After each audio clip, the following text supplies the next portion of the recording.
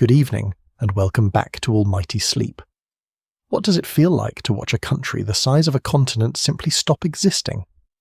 Not through invasion, not through nuclear fire,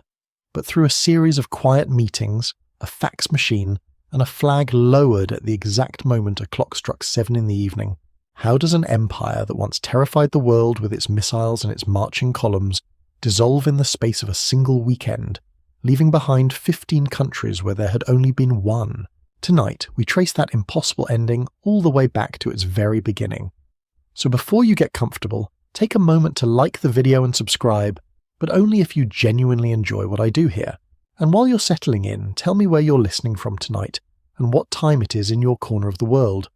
I always love scrolling through the comments in the morning and seeing just how many time zones, how many countries, how many quiet bedrooms this show reaches. It's a strange and wonderful thing, honestly, knowing that somewhere out there in the dark, in the quiet, someone is drifting off to a story about the collapse of the Soviet Union. History has a funny way of following us into sleep. Now dim the lights, maybe let a fan hum somewhere in the background, and let's ease into tonight's journey together. The story of the Soviet Union's collapse does not begin in 1991. It does not even begin in 1985, when a relatively young, balding man with a curious birthmark on his forehead climbed to the top of the Soviet hierarchy and decided the whole creaking machine needed fixing. To understand how the largest nation on Earth could unravel in a single weekend, we have to go back more than a century, back before there was a Soviet Union at all, back to a cold, glittering, deeply unequal empire ruled by a family who believed, quite sincerely, that God himself had appointed them to sit on the throne of all the Russias. Because here is the thing about collapses. They rarely happen quickly, even when they look like they do. A weekend is just the final visible tremor at the end of a very long, very slow-motion earthquake. And this particular earthquake had been building for the better part of 100 years. Let's start at the beginning. Twilight of the Tsars. In the closing years of the 19th century, the Russian Empire was, on paper, one of the great powers of the world. It stretched from the Baltic Sea in the west to the Pacific Ocean in the east, an almost unimaginable expanse of forest, steppe, tundra and desert, home to more than 120 million people, speaking more than 100 different languages. Its capital, St. Petersburg, glittered with palaces of pale stone and gilded domes, a city built quite deliberately to rival Paris and Vienna, a window onto Europe carved out of a Baltic swamp by sheer, brutal, imperial will. At the head of this empire sat the Romanov dynasty, a family that had ruled Russia for roughly 300 years by the time our story opens. The reigning Tsar, from 1894 onward, was Nicholas II, a mild, private, rather awkward man who adored his wife and children, kept meticulous diaries about the weather, and possessed almost none of the political instincts required to run an empire teetering on the edge of the 20th century. Nicholas believed, with total sincerity, in the principle of autocracy. He believed he had been placed on the throne by divine right, and that any attempt to share his power with a parliament or a constitution was not merely inconvenient, but sacrilegious. It was a conviction that would cost him everything. Beneath the glittering surface of the empire, the reality for most Russians was grim. Roughly 80% of the population were peasants, many of them only a generation removed from serfdom, which had been abolished in 1861, but had left behind a system of land redistribution so convoluted and so unjust that most peasant families remained desperately poor, farming strips of land too small to sustain them, paying redemption fees to the state for land they were told was now their own. Villages still organized themselves around ancient communes, the Mir, which periodically reshuffled land allotments in ways that discouraged any individual farmer from investing in long-term improvement. Why bother draining a marsh or building a proper fence if the plot might be reassigned to your neighbour next spring? In the cities, meanwhile, a different kind of poverty was emerging, one born of the Industrial Revolution that was arriving in Russia late, but arriving fast. Factories sprang up in St. Petersburg, Moscow, and along the southern coalfields of Ukraine, and with them came a new class of people who had never existed before in Russian society, the industrial proletariat. These were former peasants who had left their villages in search of wages, only to find themselves crammed into filthy barracks near the factory gates, working 12, 13, 14-hour days for pitiful pay, in conditions that would have been recognisable to a Manchester mill worker 80 years earlier. Russia's industrialization, driven in large part by foreign investment and the ambitious finance minister Sergei Witte,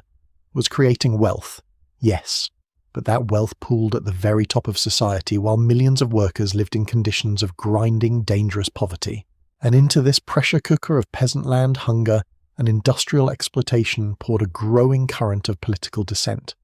Some of it was liberal, drawing on Western ideas of constitutional government and civil rights. Some of it was more radical, drawing on the writings of a German philosopher named Karl Marx, whose theories of class struggle and historical materialism had found a small but passionate audience among Russian intellectuals, students, and a handful of exiled revolutionaries scattered across the cafes of Geneva, London, and Paris. One of these exiles, a sharp-tongued lawyer from the vulgar city of Simbirsk, who had adopted the pseudonym Lenin, was, in the 1890s, still a relatively minor figure in a fractious and endlessly quarrelling revolutionary underground. Nobody watching him at the time would have guessed what was coming. History rarely announces its main characters in advance. It just lets them keep showing up at meetings until, one day, they're the only ones left standing. The first great crack in the Romanov edifice appeared in 1905. Russia had gone to war with Japan the previous year over rival ambitions in Manchuria and Korea, and the war had gone catastrophically badly. The supposedly mighty Russian army was humiliated on land, and the Russian navy suffered one of the most complete naval defeats in modern history at the Battle of Tsushima, where an entire fleet that had sailed halfway around the world was annihilated in an afternoon. It is genuinely one of the more embarrassing chapters in naval history. Imagine sailing for 7 months, only to be sunk before lunch. Military humiliation abroad combined with economic misery at home to produce an explosion. On a Sunday in January of 1905, a peaceful procession of workers and their families marched toward the Winter Palace in St. Petersburg to present a petition to the Tsar asking for better wages, an 8-hour working day, and some basic political representation. They carried religious icons and portraits of Nicholas himself. They believed, in a way that seems almost unbearably poignant in hindsight, that their Tsar was a good and caring father who simply did not know how badly they suffered. Imperial troops opened fire on the crowd. Hundreds were killed.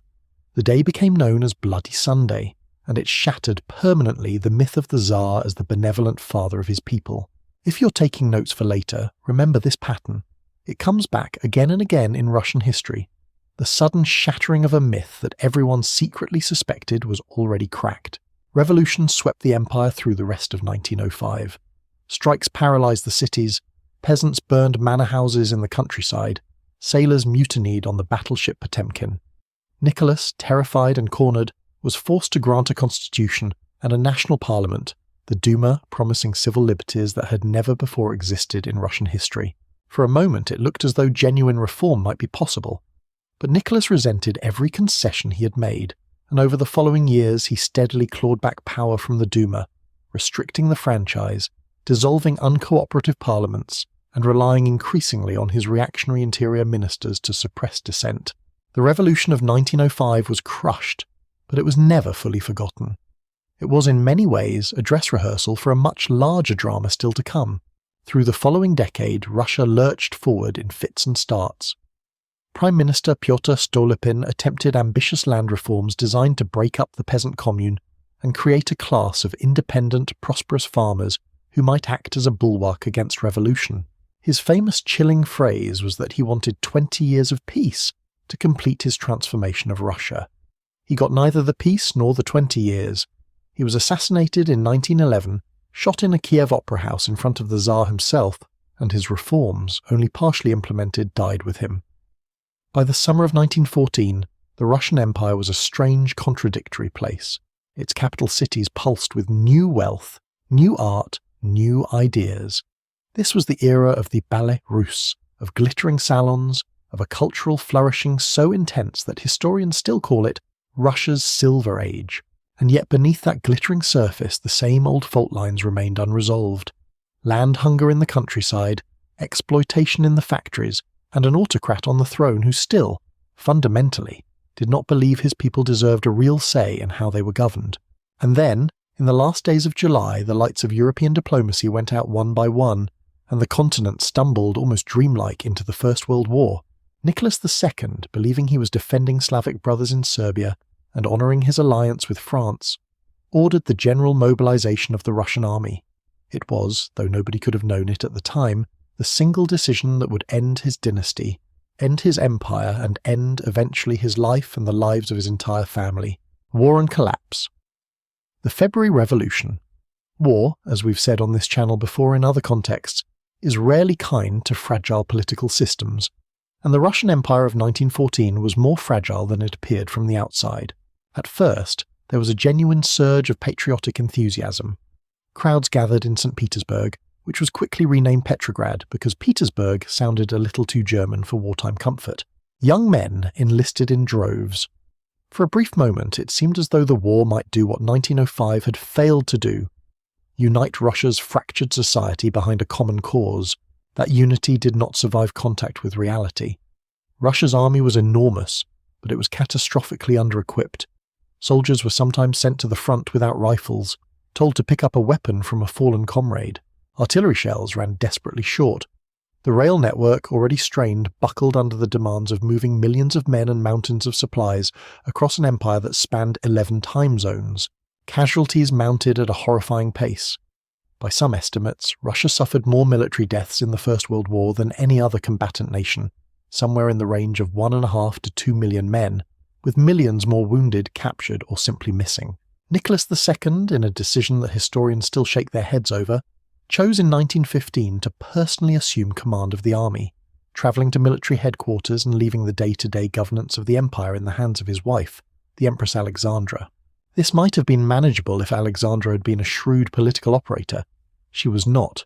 German-born, deeply unpopular with the Russian public because of her foreign origins, and increasingly dependent on the counsel of a strange, magnetic, and deeply controversial mystic named Grigory Rasputin, Alexandra presided over a government in Petrograd that seemed, to outside observers, to be spiralling into dysfunction and scandal. Rasputin's influence over the royal family, especially through his apparent ability to ease the suffering of the haemophiliac heir, Alexei, became a lightning rod for public fury and endless lurid rumour. He was eventually murdered by a group of aristocrats in December of 1916, in a plot so theatrically bungled, poison that reportedly didn't work, gunshots that didn't finish the job, and eventual drowning in an icy river, that it almost reads like satire. But by then, the damage to the monarchy's credibility was already done, and no amount of removing Rasputin from the picture could undo it. Meanwhile, conditions on the home front deteriorated sharply. Petrograd, swollen with refugees and war workers, suffered from severe food and fuel shortages by the winter of 1916 into 1917. Bread queues stretched for blocks. Coal for heating grew scarce just as one of the coldest winters in years settled over the city. Workers, already resentful of low wages and long hours, grew increasingly militant. Strikes multiplied. And in late February of 1917, which because Russia was still using the old Julian calendar, 13 days behind the Western Gregorian calendar, actually falls in early March by our modern reckoning. A small but genuinely confusing quirk of Russian history that trips up basically everyone the first time they read about it. The situation finally boiled over. On what would later be remembered as International Women's Day, women textile workers in Petrograd walked out of their factories demanding bread. They were joined, over the following days, by workers from across the city. What began as a bread riot rapidly escalated into a full-scale political uprising. Crowds surged through the streets chanting not just for bread but for the end of the war, and increasingly for the end of the monarchy itself. Nicholas, at military headquarters hundreds of miles away, seemed almost bizarrely unconcerned at first, dismissing reports of unrest as exaggerated. He ordered troops to fire on the crowds to restore order, and here is where the whole edifice of the Romanov autocracy revealed just how hollow it had become. The soldiers refused. Garrison after garrison in Petrograd, composed largely of exhausted, poorly trained conscripts, who had far more in common with the striking workers than with the officers commanding them, mutinied rather than fire on their own people. Some soldiers even joined the crowds. Within days, the imperial government in Petrograd had effectively lost control of its own capital. Two rival centres of authority emerged almost simultaneously in the chaos. The first was a provisional government, formed by liberal and moderate members of the old Duma, who declared themselves responsible for governing Russia until a proper constituent assembly could be elected. The second, meeting in the very same building, was the Petrograd Soviet, a council of workers' and soldiers' deputies elected on the spot in factories and barracks, which claimed to represent the direct will of the ordinary people who had actually made the revolution happen. This arrangement, awkward and unstable from the very start, became known as dual power, and it would define the chaotic months to come. Two governments sharing one city, neither one fully in control, both dependent on the other's forbearance to survive even a single day. Nicholas II, attempting to return to Petrograd by train, found his route blocked by mutinous railway workers.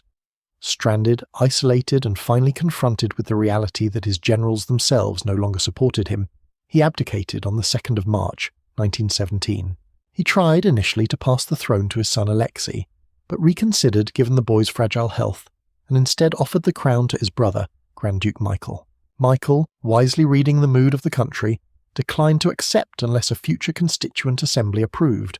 It never did. And so, in a single stroke, 300 years of Romanov rule simply ended. Not with a grand final battle, not with a storming of the palace gates in the way popular imagination sometimes imagines it, but with a signature on a piece of paper in a railway carriage, and a brother politely declining an inheritance nobody actually wanted to hand him under those conditions. The fall of the monarchy was greeted with genuine, widespread jubilation across Russia. Crowds tore down imperial symbols, released political prisoners, and celebrated what many believed was the dawn of a new, freer era. And for a few months that hope seemed almost plausible. Censorship was lifted. Political parties that had been banned for years operated openly. Newspapers proliferated. It was, briefly, one of the freest societies on earth.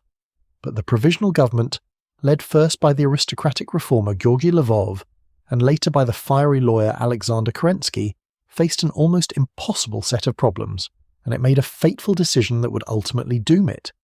It chose to continue Russia's participation in the First World War. This decision, driven partly by loyalty to Russia's allies, France and Britain, and partly by a genuine, if perhaps naive, belief that a democratic Russia fighting for a righteous cause could rally the nation, proved to be catastrophic. The army, already exhausted, already mutinous, had no appetite for continuing a war that had already cost so much for so little visible gain. A major summer offensive in 1917 collapsed disastrously, and desertion from the front lines accelerated into a flood. Soldiers, many of them peasants at heart, simply began walking home, guns in hand, increasingly determined to seize the land they had been promised for generations but never actually received. Meanwhile, in the countryside, peasants stopped waiting for legal land reform and began seizing manor estates directly, burning the houses of landlords who had oppressed them for generations. In the cities, factory committees increasingly took control of production themselves, distrustful of both the old owners and the new government. Inflation soared. Food shortages worsened. The provisional government, trying to hold together a war effort, a fragile coalition of liberals and moderate socialists, and a rapidly radicalizing population all at once, found its authority evaporating with each passing week. And waiting in the wings, watching this slow-motion collapse with the patient, calculating eye of a man who had spent his entire adult life preparing for exactly this moment, was a Bolshevik leader who had spent most of the war years in exile in Switzerland. In April of 1917, the German government, hoping to further destabilize their Russian enemy and knock Russia out of the war, arranged for this man to travel back to Russia in a sealed train, passing through German territory under careful guard, on the theory that a committed revolutionary determined to end Russia's war effort was, from Berlin's perspective, an extremely useful weapon to unleash. It is one of history's great ironies, and honestly one of its great dark comedies, that Imperial Germany essentially delivered the man who would go on to found the Soviet Union directly to the Finland station in Petrograd, like some kind of geopolitical Trojan horse on rails. His name, of course, was Vladimir Ilyich Lenin.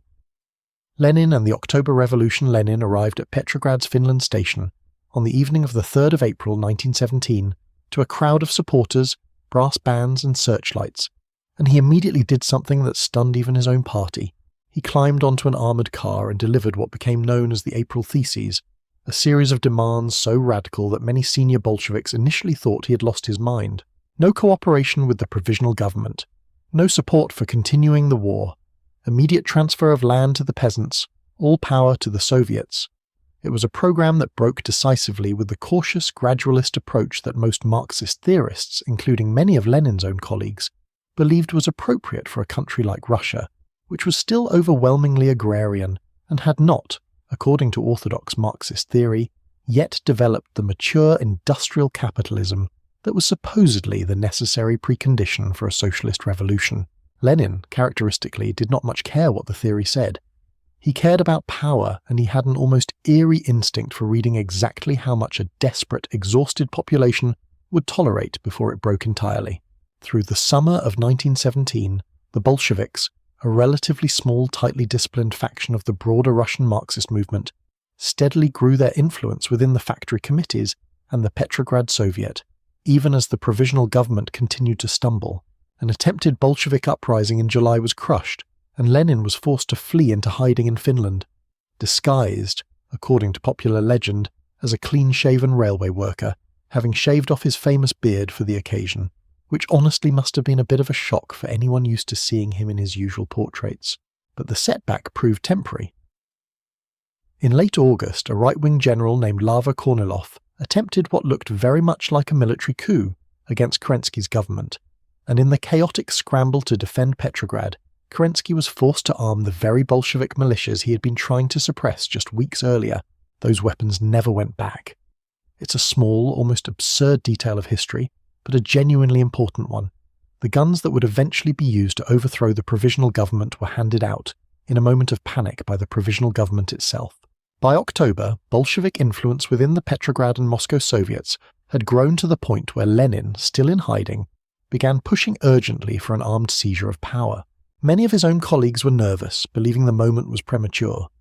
Lenin, in a series of increasingly furious letters smuggled to party headquarters, essentially threatened to resign and appeal directly to the rank and file if his comrades did not act. On the night of the 24th into the 25th of October 1917, by the old calendar, which lands in early November on our modern calendar, hence the slightly confusing situation where the October Revolution is often commemorated in November, Bolshevik-led Red Guards, sailors and soldiers began seizing key points across Petrograd. Railway stations, bridges, telegraph offices, the state bank. It was, compared to the chaotic, spontaneous uprising of February, a remarkably organised and almost bloodless operation.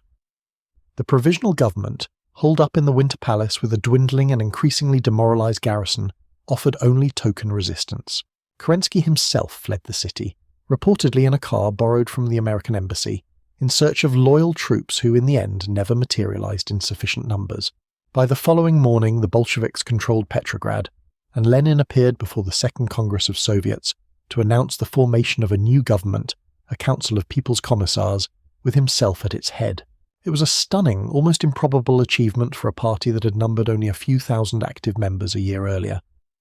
Lenin moved with characteristic speed to consolidate his position,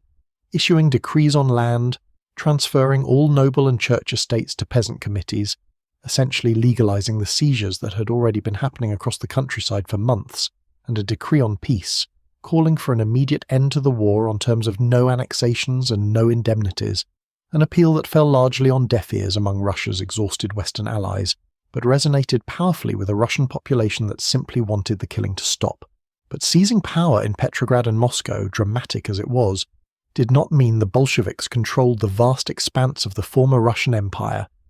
Elections to a long-promised Constituent Assembly, held in November of 1917, actually delivered a decisive victory to the rival Socialist Revolutionary Party, which drew its support from the peasantry, rather than to Lenin's Bolsheviks, who remained strongest in the cities and the army. When the assembly finally convened in January of 1918, Lenin, unwilling to accept a result that contradicted his own claim to represent the true will of the revolutionary masses, simply had it forcibly dissolved after a single session, its delegates sent home by armed guards. It was an act that revealed, with brutal clarity, exactly how the new Bolshevik government intended to relate to the concept of democratic legitimacy going forward, which is to say, only when it was convenient. Lenin also moved quickly to fulfill his promise of peace, negotiating with the Central Powers at Brest-Litovsk.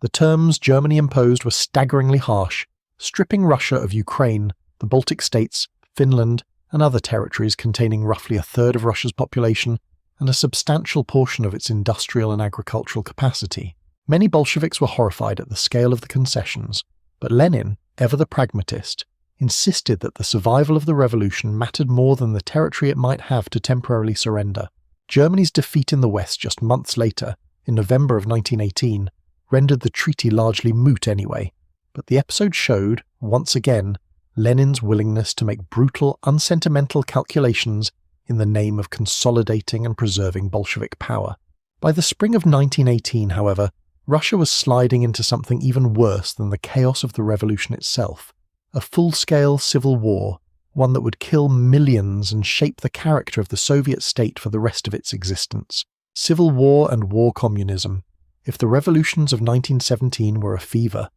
the Russian Civil War that followed was the disease reaching its most dangerous, most destructive stage. Between roughly 1918 and 1922, the territory of the former Russian Empire descended into a brutal, multi-sided conflict that pitted the Bolshevik Red Army against a bewildering array of opponents collectively known, somewhat imprecisely, as the White Forces.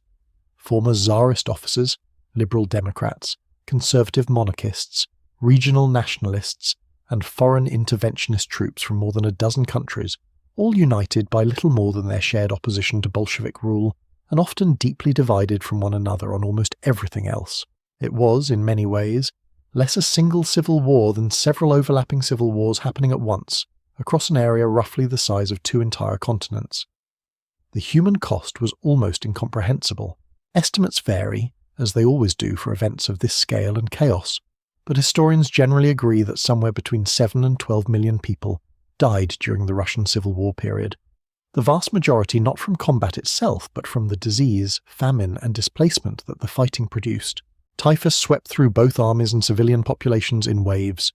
Cities that had once bustled with life emptied out as residents fled to the countryside in desperate search of food. Petrograd alone lost roughly 2/3 of its population between 1917 and 1920, as workers, unable to find bread or fuel, simply walked back to their ancestral villages, wherever those might be. To fight this war and to keep the fragile Bolshevik state alive, Lenin's government implemented a set of policies that became known as war communism. It was, in effect, an attempt to run the entire economy as a single military operation. Private trade was banned, grain was forcibly requisitioned from peasants, often at gunpoint, with quotas set by the state regardless of what a given harvest had actually produced, leaving countless villages with barely enough to survive the winter, let alone plant next year's crop. Industry was nationalized wholesale. Labor was militarized, with workers assigned to jobs by state decree rather than choice. It was a system built for wartime survival, not for anything resembling a functioning peacetime economy, and it produced exactly the kind of catastrophic dysfunction you would expect. Industrial production collapsed to a small fraction of its pre-war level. Agricultural output plummeted as peasants, facing the confiscation of any surplus they produced, understandably lost all incentive to grow more than the bare minimum needed for their own survival. The Bolsheviks also moved quickly to eliminate any potential rival centers of power, including, in one of the most chilling episodes of the entire revolutionary period, the former imperial family itself. Nicholas II, Alexandra, and their 5 children had been held under house arrest since the abdication, moved eventually to the Ural city of Yekaterinburg as White forces approached. In the early hours of the 17th of July 1918, local Bolshevik authorities, acting on orders that almost certainly traced back to Moscow, though the precise chain of command remains debated to this day, had the entire family and several of their remaining servants shot in the basement of the house where they were being held. It was a brutal, almost chaotic execution. Reportedly, it took considerably longer than the executioners expected, partly because some of the Grand Duchesses had jewels sewn into their corsets that deflected the initial bullets. The bodies were disposed of in a nearby mine shaft, doused in acid and burned in an attempt to prevent identification. It would be more than 7 decades before the full truth of what happened that night was confirmed with any certainty, and honestly the sheer gruesome logistical mess of it tells you almost everything you need to know about how improvised and desperate the whole revolutionary period really was, even at its most consequential moments. The war itself unfolded across an almost bewildering geography. In the south, White forces under generals like Anton Denikin pushed north from the Don and Kuban regions, at one point coming within striking distance of Moscow itself before being pushed back. In Siberia, Admiral Alexander Kolchak established a rival government, and, backed by Czech Legion troops who had originally been prisoners of war being evacuated eastward along the Trans-Siberian Railway, controlled vast stretches of territory before his forces eventually collapsed under Red Army pressure. In the northwest, General Nikolai Yudenich advanced almost to the outskirts of Petrograd itself. And weaving through all of this were foreign interventionist forces, British, French, American, Japanese and others, who landed troops at various ports around Russia's periphery, partly to try to reopen the Eastern Front against Germany before the armistice, and partly, once Germany had surrendered, simply out of hostility to the new Bolshevik regime and a desire to see it fail. It says something remarkable about the Bolsheviks' organizational discipline, and specifically about the ruthless competence of the man Trotsky appointed to build the Red Army almost from scratch, that they managed to survive this onslaught at all. Leon Trotsky, the brilliant, fiery intellectual who had helped organize the October seizure of power, proved to be an extraordinarily capable military organizer, crisscrossing the front lines in his famous armoured train, conscripting former Tsarist officers into Red Army service under the close supervision of political commissars whose job was to ensure loyalty, and imposing a level of ruthless discipline that included, when necessary, the execution of deserters and the taking of hostages from officers' families to ensure their continued loyalty. It was not a pretty process, but it worked. By 1920, the major white armies had been decisively defeated, and by 1922, with the suppression of the last significant pockets of resistance, the Bolsheviks controlled almost the entirety of the former Russian Empire, minus territories like Finland, the Baltic states, and Poland, which had successfully asserted their independence during the chaos. Even as the Civil War wound down, however, new crises emerged. In 1921, disillusioned sailors at the Kronstadt naval base near Petrograd, many of whom had been among the most fervent supporters of the Bolsheviks back in 1917, rose in rebellion against what they saw as the betrayal of the revolution's original democratic promise, demanding free elections to the Soviets and an end to war communism's brutal requisitioning policies. The rebellion was crushed with considerable bloodshed, a genuinely uncomfortable irony given that these were, in many ways, some of the very people who had put the Bolsheviks in power in the first place. And that same year, a devastating famine, caused by a combination of drought, the exhaustion of war communism's requisitioning policies, and the sheer accumulated devastation of years of war, swept across the Volga region and beyond, killing somewhere in the range of 5 million people before international relief efforts, including a substantial American aid program, helped bring it under control. By the time the Civil War truly ended, Lenin's government controlled an enormous territory, but it was a territory shattered almost beyond recognition. Its cities depopulated, its industry a fraction of its former output, its agriculture crippled, and millions of its people dead from war, disease and starvation. It was, in short, exactly the kind of catastrophic situation that would force even the most ideologically committed revolutionary to consider a change of course. The new economic policy and Lenin's death. By the spring of 1921, Lenin faced an uncomfortable and increasingly undeniable reality. The policies of war communism, whatever their revolutionary logic, had brought the Russian economy to the brink of total collapse, and the Kronstadt rebellion had shown, in the most alarming way possible, that even the regime's most loyal supporters were reaching the end of their patience. In a move that stunned many hardline Bolsheviks, Lenin announced at the 10th Party Congress a significant retreat from strict communist economic policy, a program that became known as the New Economic Policy, or NEP. Under NEP, forced grain requisitioning was replaced with a fixed tax in kind, allowing peasants to sell any surplus they produced on the open market. Small-scale private trade and small businesses were legalized once more. Large industry, banking and foreign trade remained firmly in state hands, but a limited zone of market activity was permitted to re-emerge, and it did so with startling speed. Traders known somewhat derisively as netmen began appearing in cities, running shops and small workshops, and agricultural production began, slowly but steadily, to recover toward pre-war levels. Lenin himself described NEP as a strategic retreat. One step back to take 2 steps forward. A pragmatic pause on the road to socialism rather than an abandonment of the ultimate goal. Whether he genuinely believed this, or whether it was simply the political framing necessary to sell an ideological retreat to his more doctrinaire comrades,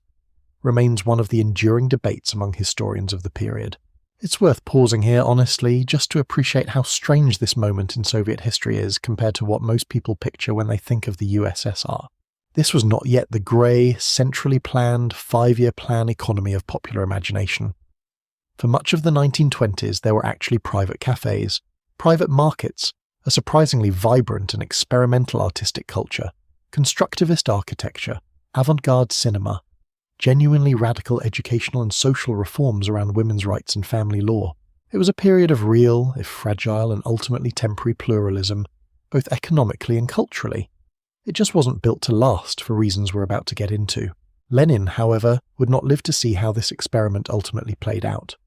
In May of 1922, he suffered the first of a series of strokes that would progressively incapacitate him over the following months. He partially recovered enough to continue limited work through much of 1922 and into 1923. But a further, more severe stroke in March of 1923 left him largely paralysed and unable to speak. During this period of declining health, Lenin grew increasingly alarmed about the political manoeuvring happening around him, particularly the rapidly consolidating power of a party official named Joseph Stalin, who had been appointed General Secretary of the Communist Party in 1922, a position that seemed, at the time, to be a relatively minor administrative role, but that Stalin, with a patience and cunning that most of his rivals badly underestimated, was quietly transforming into the single most powerful position in the entire Soviet system, largely by controlling appointments and personnel throughout the sprawling party bureaucracy. In what became known as his political testament, dictated in fragments during late 1922 and early 1923, Lenin offered a series of remarkably candid and, in hindsight, almost prophetic assessments of his potential successors. He warned specifically about Stalin, noting that he had concentrated unlimited authority in his hands and expressing concern about whether Stalin possessed the tact and consideration necessary to wield that power responsibly. In a later edition, dictated after Stalin had been personally rude to Lenin's wife, Nadezhda Krupskaya, over the telephone, Lenin went even further, explicitly recommending that Stalin be removed from his post as General Secretary altogether. It is one of history's great near misses. Had Lenin's testament been fully heeded, the entire subsequent course of the 20th century might have looked very different. But by the time it was read to the party's Central Committee after Lenin's death, Stalin had already built enough alliances and enough control over the party machinery that his rivals, worried about destabilizing the party and perhaps not fully appreciating just how ruthless Stalin would eventually prove to be, largely agreed to suppress the document rather than act on its recommendations. Stalin himself reportedly offered a rather theatrical, tearful resignation at the meeting where the testament was discussed, fully confident, correctly as it turned out, that his colleagues would refuse to accept it. It's honestly one of the more darkly comic power plays in 20th century political history, and it works spectacularly well for him. Lenin died on the 21st of January 1924 at the age of 53. His death triggered an outpouring of genuine popular grief across the Soviet Union, and the regime moved quickly to construct an elaborate cult of personality around his memory. His body, against the wishes of his widow, was embalmed and placed on permanent public display in a specially constructed mausoleum on Red Square, where, remarkably, it remains to this day, a peculiar and slightly macabre tourist attraction, maintained by a small team of specialists whose entire job, generation after generation, has been to keep one very famous, very dead revolutionary-looking presentable for the crowds. The city of Petrograd was renamed Leningrad in his honor, and Leninism was formally codified as an inseparable extension of Marxist theory, a body of doctrine that Stalin, in the years to come, would prove remarkably skilled at reinterpreting to suit whatever policy he happened to be pursuing at any given moment. With Lenin gone, a fierce years-long power struggle erupted among his potential successors, Trotsky, Stalin, Zinoviev, Kamenev, Bukharin and others, a struggle that Stalin, through a combination of patient bureaucratic maneuvering, shifting tactical alliances and a genuinely underestimated ruthlessness, would ultimately win, decisively and permanently by the end of the decade. Stalin's rise to power, Joseph Stalin was by almost every account from people who knew him in his younger years, an unremarkable figure to place your bets on in a contest against titans like Leon Trotsky. Where Trotsky was a brilliant orator, a celebrated military organizer, and one of the most recognizable intellectual figures of the entire revolutionary movement, Stalin, born Ioseb Yugashvili in the Georgian town of Gori, the son of an alcoholic cobbler and a devout hard-working laundress, was quiet, watchful, and by comparison almost colourless in public. He wrote turgid theoretical articles, spoke Russian with a thick Georgian accent that some of his more snobbish rivals privately mocked, and seemed, to most observers in the early 1920s, like exactly the kind of dutiful, unglamorous party functionary who would spend his career shuffling paperwork rather than shaping history. This, it turned out, was a catastrophic underestimation, and it is one of the more genuinely fascinating lessons of this entire story.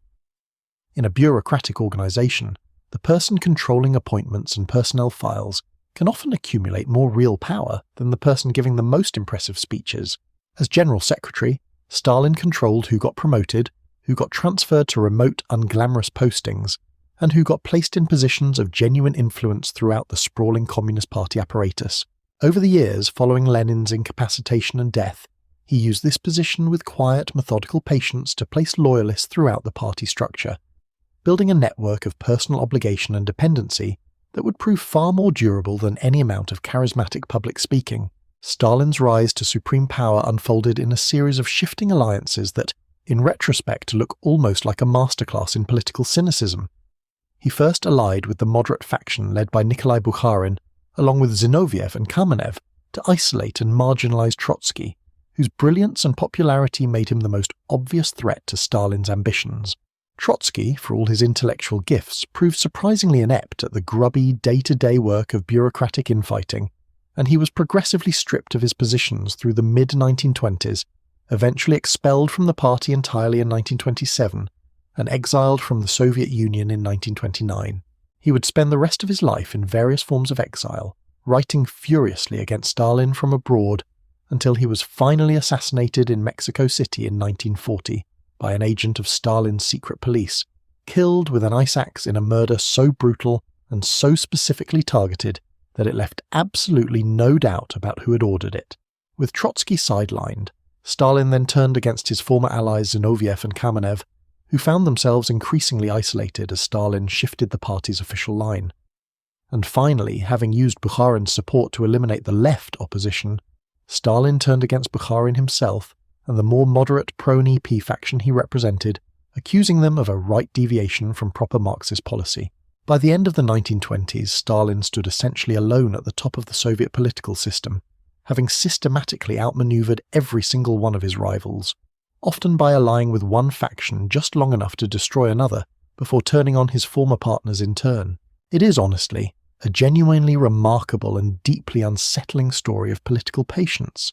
the kind of long game that very few people in history have had either the discipline or the sheer coldness of temperament to actually play out to its conclusion. By around 1929, with his position secure, Stalin began to dramatically reverse the pragmatic, market-tolerant policies of NEP, launching what he called a revolution from above, a breathtakingly ambitious, breathtakingly brutal program to transform the Soviet Union from a largely agrarian society into a modern industrial and military power within the span of a single decade. It was an undertaking on a scale that had genuinely never been attempted before in human history,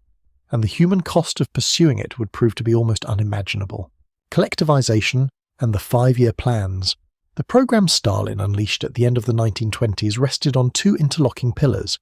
rapid, forced industrialization, pursued through a series of ambitious 5-year plans, and the collectivization of agriculture, which aimed to abolish individual peasant farming entirely and merge Soviet farmland into large, state-controlled collective farms known as kolkhozes.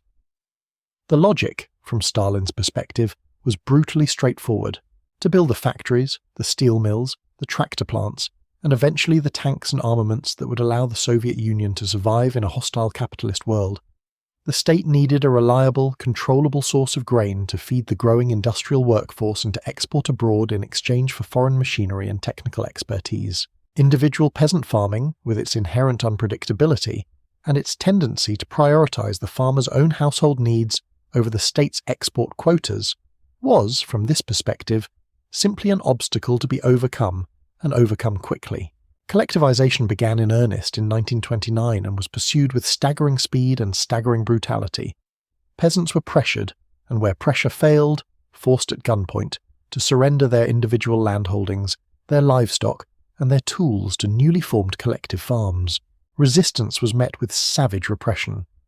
Peasants deemed kulaks, a term that had originally referred to relatively wealthy farmers who employed hired labour, but that was, in practice, applied with terrifying elasticity to almost anyone who resisted collectivization, regardless of their actual wealth, were subjected to what the regime euphemistically called dekolokization. Hundreds of thousands of families were arrested, their property confiscated, and they were deported in cattle cars to remote regions of Siberia and Kazakhstan, often with barely any provisions, where enormous numbers died from exposure, starvation, and disease during the journey or in the harsh settlements that awaited them. The disruption caused by collectivization, combined with peasants slaughtering their own livestock in mass desperation, rather than surrendering animals to the collective farms, a wave of destruction so severe that Soviet livestock numbers would not fully recover for decades, produced a catastrophic collapse in agricultural production, just as the state was demanding ever higher grain quotas to fund industrialization and to feed the growing cities. The result, across 1932 and 1933, was one of the worst famines of the entire 20th century. The famine struck with particular devastating severity in Ukraine, where it became known as the Holodomor, a term derived from Ukrainian words meaning roughly death by hunger.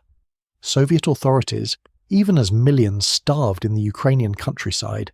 continued to enforce grain requisition quotas with brutal rigidity, in some cases sealing off entire villages and republics to prevent starving peasants from travelling in search of food and continuing to export grain abroad even as the death toll climbed. Estimates of the total death toll from the broader 1932 to 1933 famine, which struck not only Ukraine but also Kazakhstan, the North Caucasus, and the Volga region,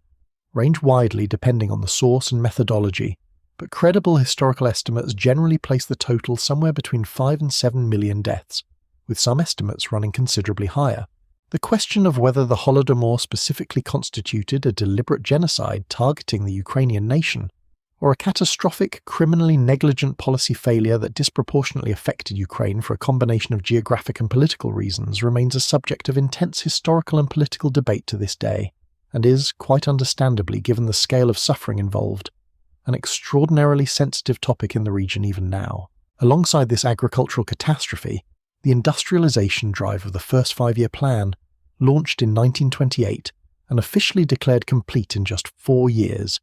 proceeded with a kind of frantic propagandized urgency. Entire new industrial cities were built essentially from scratch, often in remote and inhospitable locations, most famously the steel-producing city of Magnitogorsk in the southern Urals, constructed with the help of foreign engineers and built by a workforce that included a significant number of prisoners and forcibly relocated peasants, working in brutal conditions with minimal housing, minimal food, and relentless, often unrealistic production targets. The Dnieper hydroelectric dam, the Turksib railway connecting Turkestan and Siberia, vast new tractor and automobile plants. These projects were trumpeted endlessly in Soviet propaganda as proof of socialism's superiority, and the raw statistics of industrial growth achieved during this period were genuinely extraordinary by any measure, transforming the Soviet Union's industrial capacity at a pace that had few, if any, historical precedents. But those statistics obscured an almost incalculable human cost,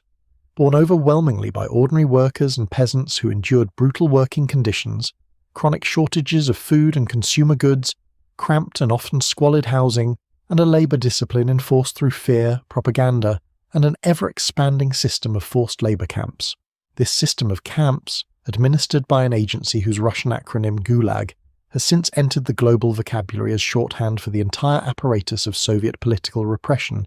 grew explosively during this period, fed by waves of arrests connected to collectivization, industrial sabotage accusations, and eventually the political purges that would consume the Soviet Union in the latter half of the 1930s. And it is to that darkest of chapters that we turn next.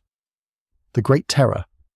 If the collectivization famine represented Stalin's willingness to sacrifice millions of ordinary peasants in pursuit of his economic vision, the period historians now generally call the Great Terror, roughly spanning 1936 through 1938, revealed something arguably even more chilling: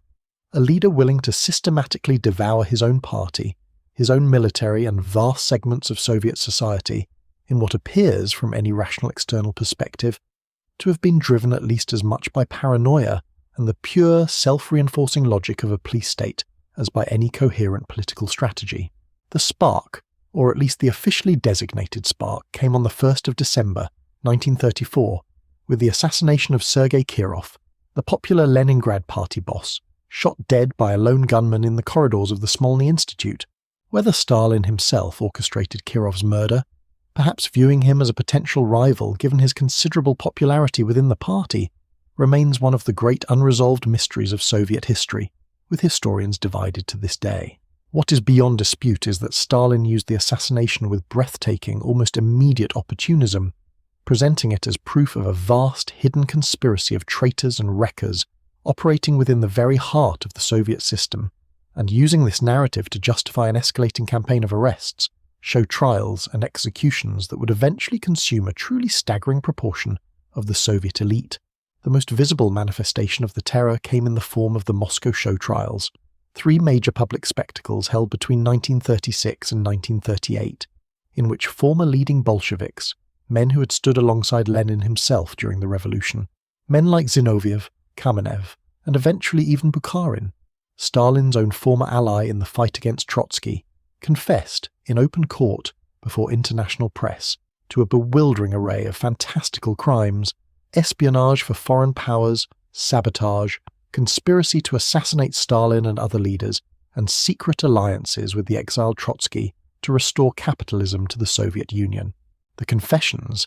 extracted through a combination of physical torture, psychological pressure, sleep deprivation, and threats against defendants' families, were often strange and internally inconsistent, describing conspiracies dating back years or even decades that made little logical sense on close examination. And yet the trials proceeded with a kind of grotesque theatrical precision, and almost all of the defendants were subsequently executed. But the show trials, dramatic and internationally publicized as they were,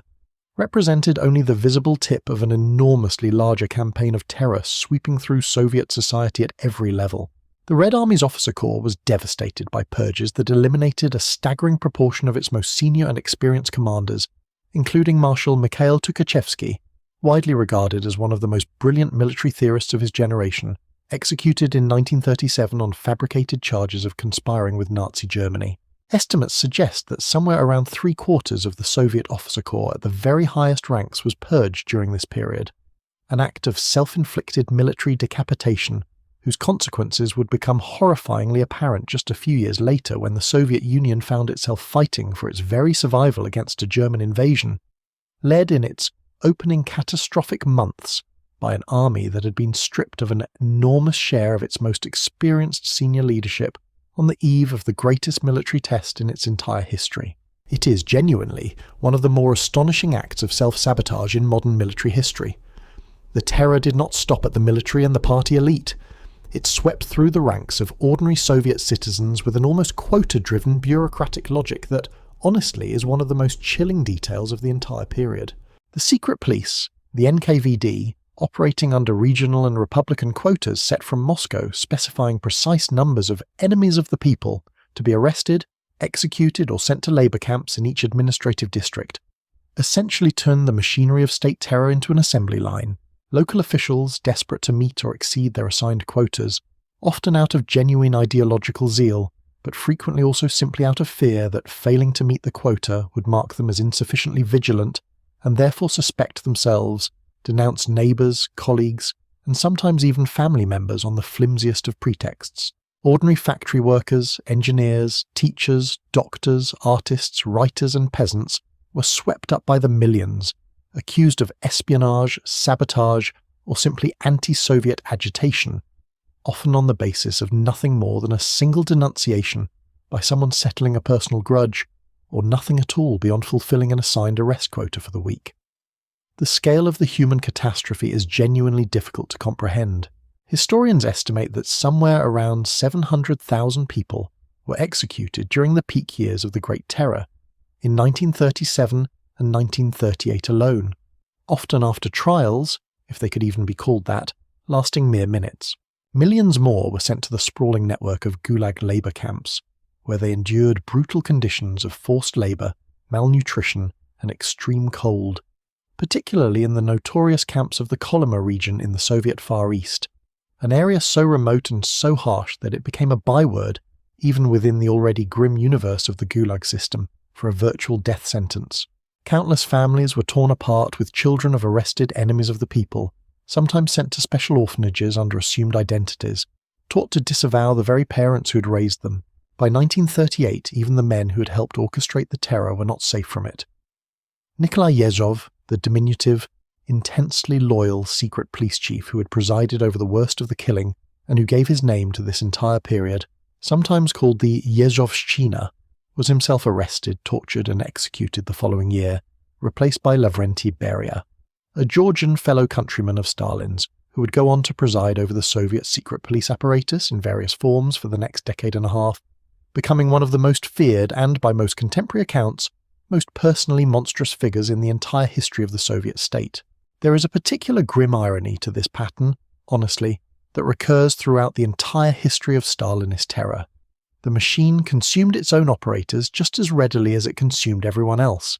a lesson that plenty of people around Stalin apparently absorbed and yet somehow never quite managed to act on in time to save themselves. By the time the pace of arrests and executions finally began to slow toward the very end of the 1930s, Soviet society had been reshaped by trauma on a scale that is genuinely difficult to fully convey. Millions dead, millions more imprisoned, an entire generation of the country's most experienced military, political, scientific and cultural leadership eliminated, and a pervasive, generalized climate of suspicion and fear that would leave deep psychological scars on Soviet society for decades to come. And it was this traumatized, decapitated, and deeply fearful nation that would, within just a few short years, find itself facing the single greatest military catastrophe and the single greatest test of survival in its entire existence, the invasion of Nazi Germany. The eve of war,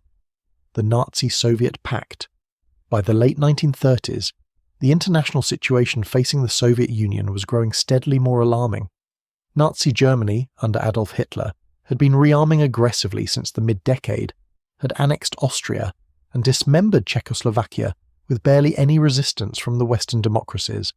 and had made no secret of its long-term ideological ambition to conquer vast territories in the East, explicitly including Ukraine and other Soviet lands, in pursuit of what Nazi ideology called Lebensraum, or living space for the German people. Given this stated ambition, and given the deeply, fundamentally hostile ideological relationship between fascism and communism,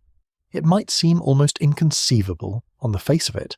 that Stalin and Hitler would ever reach any kind of agreement with one another. And yet, in one of the more genuinely stunning diplomatic reversals of the entire 20th century, that is precisely what happened.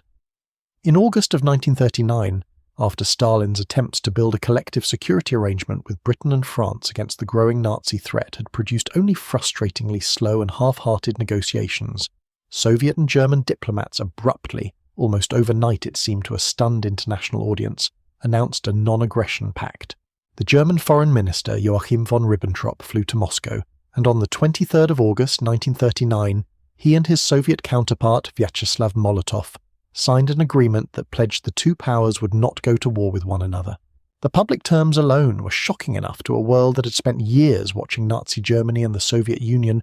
denounce each other in the most vitriolic ideological terms imaginable. But the pact contained a secret protocol, unknown to the wider world at the time, that was even more consequential. In this hidden agreement, Germany and the Soviet Union carved out spheres of influence across Eastern Europe, effectively agreeing to divide Poland between them and assigning Finland, Estonia, Latvia, and later Lithuania to the Soviet sphere. For Stalin, the pact offered a genuinely tempting combination of benefits, at least in the short term. It bought crucial time to continue rebuilding a military that had just been savaged by his own purges. It pushed the Soviet Union's western defensive frontier further away from its core industrial heartland by allowing the reabsorption of territories that had been part of the old Russian Empire, and it redirected Nazi aggression, at least for the moment, toward Poland and, Stalin presumably hoped, eventually toward a prolonged, mutually exhausting war with Britain and France in the West. Just over a week after the pact was signed, on the 1st of September 1939, Germany invaded Poland from the west, triggering the formal outbreak of the Second World War in Europe as Britain and France declared war in response. Just over 2 weeks later, on the 17th of September, Soviet forces invaded Poland from the east, in accordance with the secret protocol, and the two invading powers met roughly in the middle, formally partitioning Polish territory between them. Over the following months, the Soviet Union moved to consolidate its newly assigned sphere of influence, forcing the Baltic states of Estonia, Latvia, and Lithuania to accept Soviet military bases and eventually, in the summer of 1940, formally annexing all three countries outright into the Soviet Union, an act whose legality the vast majority of the international community, and certainly the peoples of the Baltic states themselves, never recognized,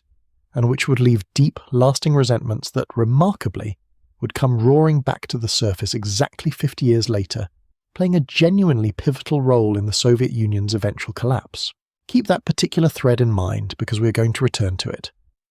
The Soviet Union also went to war against Finland in the winter of 1939 into 1940, seeking to push the Finnish border further from Leningrad. The conflict, known as the Winter War, proved to be a genuinely humiliating experience for the supposedly mighty Red Army, which suffered staggering, almost inexplicable losses against a vastly smaller Finnish force, fighting with fierce determination in brutal winter conditions, exploiting terrain and mobility with far greater skill than the larger, but poorly led and still recovering from the purges Soviet forces could muster. The Soviets did eventually secure a peace treaty that ceded some Finnish territory, but the war exposed in humiliating public fashion exactly how badly the Great Terror had degraded the fighting capacity of the Red Army, an observation that Adolf Hitler and his generals, watching from Berlin, absorbed with considerable and, as it would turn out, dangerously overconfident interest. Throughout 1940 and into early 1941, Stalin continued to adhere carefully to the terms of his pact with Hitler, supplying Germany with substantial quantities of oil, grain, and raw materials, even as intelligence reports, some remarkably detailed and specific, warning of an impending German invasion accumulated on his desk from multiple independent sources, including from Soviet spy networks operating within Germany itself and from foreign governments attempting to warn Moscow of the gathering storm. Stalin, for reasons that remain a subject of considerable historical debate, but that seem to have combined a genuine, almost stubborn belief that Hitler would not risk a two-front war before finishing off Britain,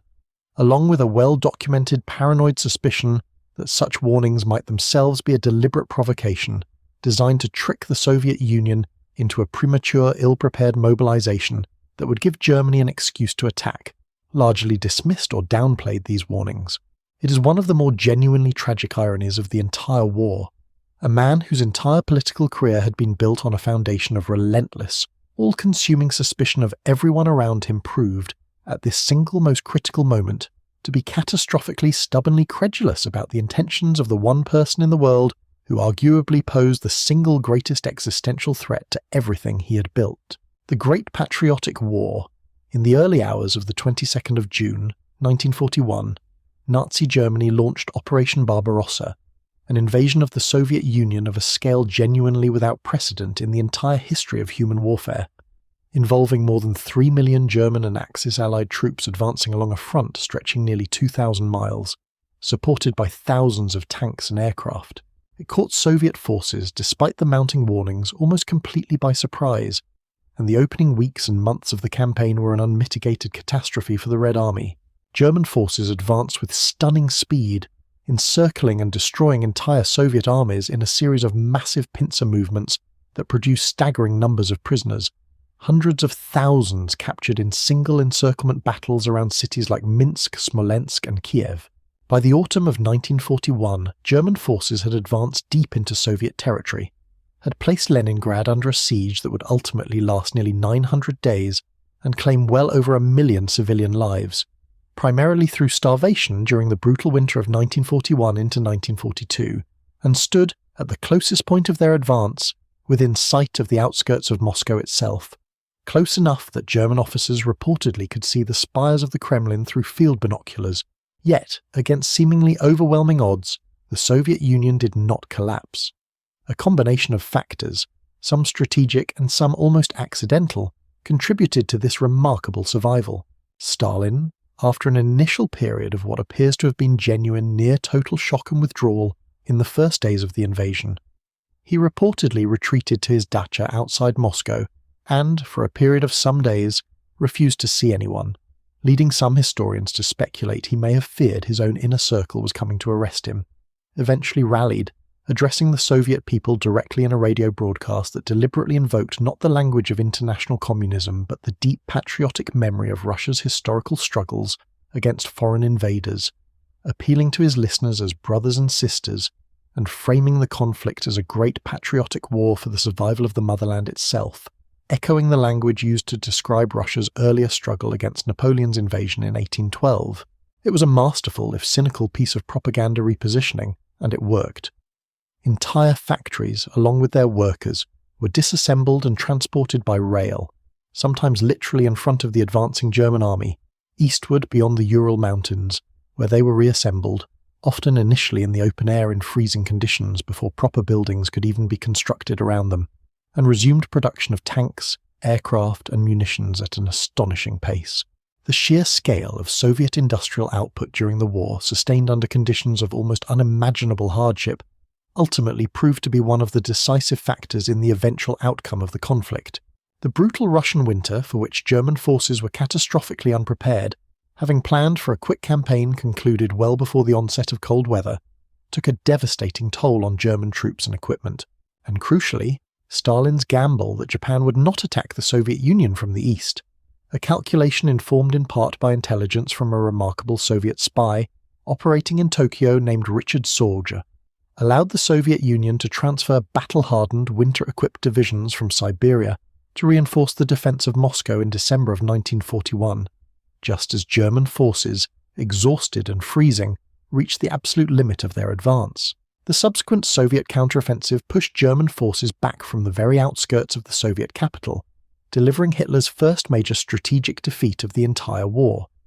The war ground on with almost unimaginable brutality through 1942 and into 1943, reaching perhaps its single most decisive turning point at the Battle of Stalingrad,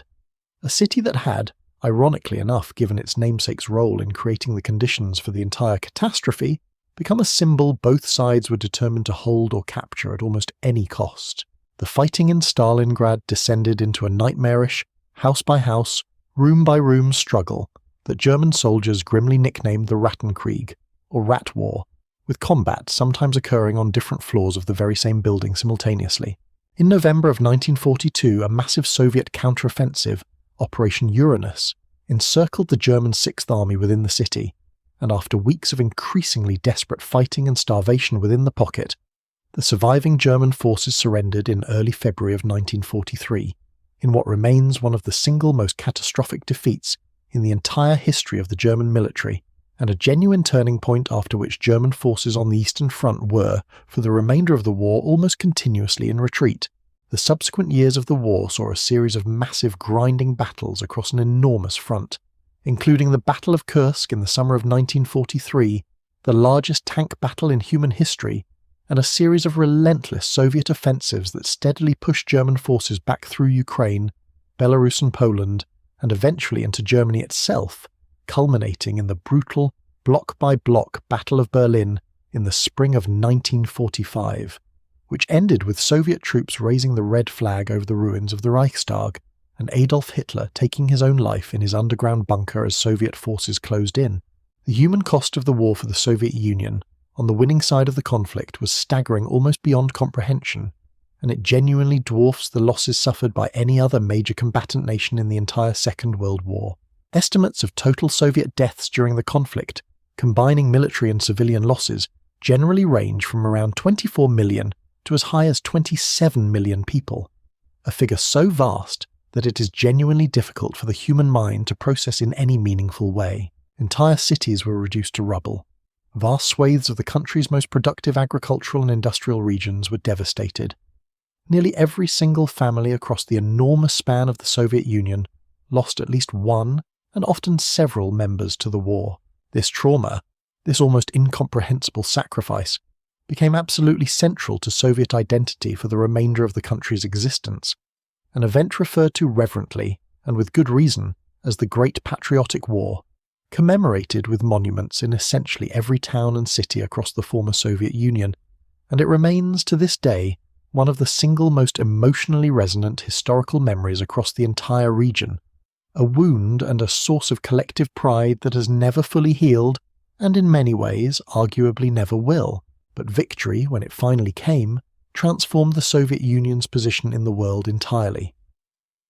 What had been, before the war, a relatively isolated and internationally suspect state, emerged from the conflict as one of the two undisputed global superpowers, its armies occupying not just its own devastated territory, but a vast swathe of Central and Eastern Europe, setting the stage for the next chapter of Soviet history, the establishment of Soviet-dominated communist regimes across Eastern Europe, and the beginning of a decades-long ideological and geopolitical standoff with the United States and its allies that would come to be known as the Cold War, post-war Stalinism, and the Iron Curtain. The Soviet Union that emerged from the wreckage of the Second World War was, in almost every material sense, a devastated country. Yet it was also, paradoxically, more powerful and more internationally significant than at any previous point in its history. Stalin, whose personal authority had, if anything, been strengthened rather than weakened by the successful navigation of the war, presided over a country tasked with the enormous challenge of post-war reconstruction, even as he simultaneously moved to consolidate Soviet control over the vast new territories his armies now occupied across Eastern Europe. The years immediately following the war saw the rapid, and in most cases quite forcibly engineered, establishment of communist governments across Poland, Czechoslovakia, Hungary, Romania, Bulgaria, and East Germany, along with the already communist Yugoslavia and Albania, though Yugoslavia's leader Josip Broz Tito would famously break away from Moscow's direct control in 1948, becoming the first significant crack in what Western observers, in a phrase coined by Winston Churchill in a famous 1946 speech, had begun calling the Iron Curtain descending across the continent. This new bloc of Soviet-aligned states, bound together economically through an organization called Comcon, and militarily, eventually through the Warsaw Pact established in 1955, formed the core of what would become known simply as the Eastern Bloc, a set of nominally independent nations that were, in practice, subject to Moscow's ultimate authority, and, when that authority was seriously challenged, as it would be in Hungary in 1956, and Czechoslovakia in 1968, to Moscow's tanks as well. Domestically, the post-war Stalin years saw a return, in many respects, to the harsh political controls and pervasive climate of fear that had characterized the pre-war terror, if perhaps not fully matching its earlier, most extreme intensity. Returning Soviet prisoners of war, viewed with deep suspicion by a regime that considered surrender to the enemy under any circumstances to be a form of treason, were frequently sent directly from German captivity into Soviet labor camps. A renewed wave of purges targeted various perceived threats, including a paranoid, distinctly anti-Semitic campaign against Jewish intellectuals and doctors in the final years of Stalin's life, culminating in the so-called Doctors' Plot of 1952 and early 1953, in which a group of predominantly Jewish physicians were accused, on essentially fabricated evidence, of plotting to murder Soviet leaders. Many historians believe this campaign was building toward a fresh, potentially massive new wave of purges, one that was ultimately averted only by Stalin's own sudden death. That death came on the 5th of March, 1953, following a stroke suffered several days earlier, an event made grimly, almost darkly comic in retrospect by the fact that Stalin's own inner circle, terrified of his volcanic temper and having been trained by decades of systematic terror to never act without explicit authorization, reportedly hesitated for hours before summoning proper medical attention after he was found collapsed on the floor of his dacha, apparently uncertain whether disturbing him, or being seen to overstep their authority in a moment of crisis, might prove more dangerous to their own survival than simply waiting. It is genuinely one of the more chillingly illustrative details of just how completely fear had come to permeate even the innermost circle of Soviet power by this point. Stalin's death triggered another intense power struggle, though a considerably less bloody one, at least by the standards of Soviet history,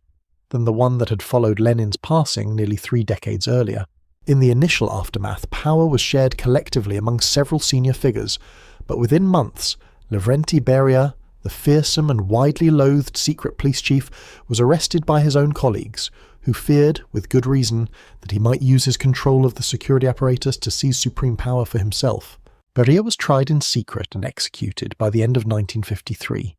in what amounted to one final, grimly efficient act of political violence conducted very much in the old Stalinist style, even as the broader system was already beginning, almost imperceptibly at first, to shift away from that style's most extreme excesses. Out of the ensuing collective leadership arrangement, one figure gradually emerged as the dominant force within the party: Nikita Khrushchev, a rotund, energetic, famously blunt-spoken former coal miner from Ukraine, who had climbed the party hierarchy under Stalin's patronage, but who would remarkably, go on to become the very figure who publicly, dramatically and irrevocably broke with the legacy of Stalinist terror. Khrushchev and de-Stalinization.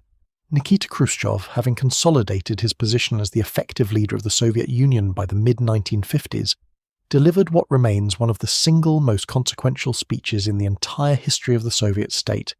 an address that, remarkably, was not even initially intended for public release. On the 25th of February, 1956, at the closed session of the 20th Party Congress, with foreign delegates excluded from the room, Khrushchev delivered what became known as the secret speech, a scathing, detailed denunciation of Stalin's crimes, cataloguing the mass arrests, the fabricated charges, the torture used to extract false confessions, and the catastrophic purge of the military leadership on the very eve of the German invasion. The speech, delivered to a stunned, largely silent hall of senior party officials, many of whom had themselves participated in or personally benefited from the very system Khrushchev was now denouncing, sent shockwaves through the Soviet political system and, once its contents inevitably leaked to the outside world within weeks, through the entire international communist movement as well. Khrushchev's motivations for delivering the speech remain a subject of some historical debate, a combination, most historians believe, of genuine personal horror at crimes he had witnessed, and in some cases participated in himself, along with a shrewd political calculation that distancing the current leadership from Stalin's worst excesses could help consolidate Khrushchev's own authority and legitimacy going forward. Whatever the precise mixture of motives, the speech's consequences were profound and far-reaching.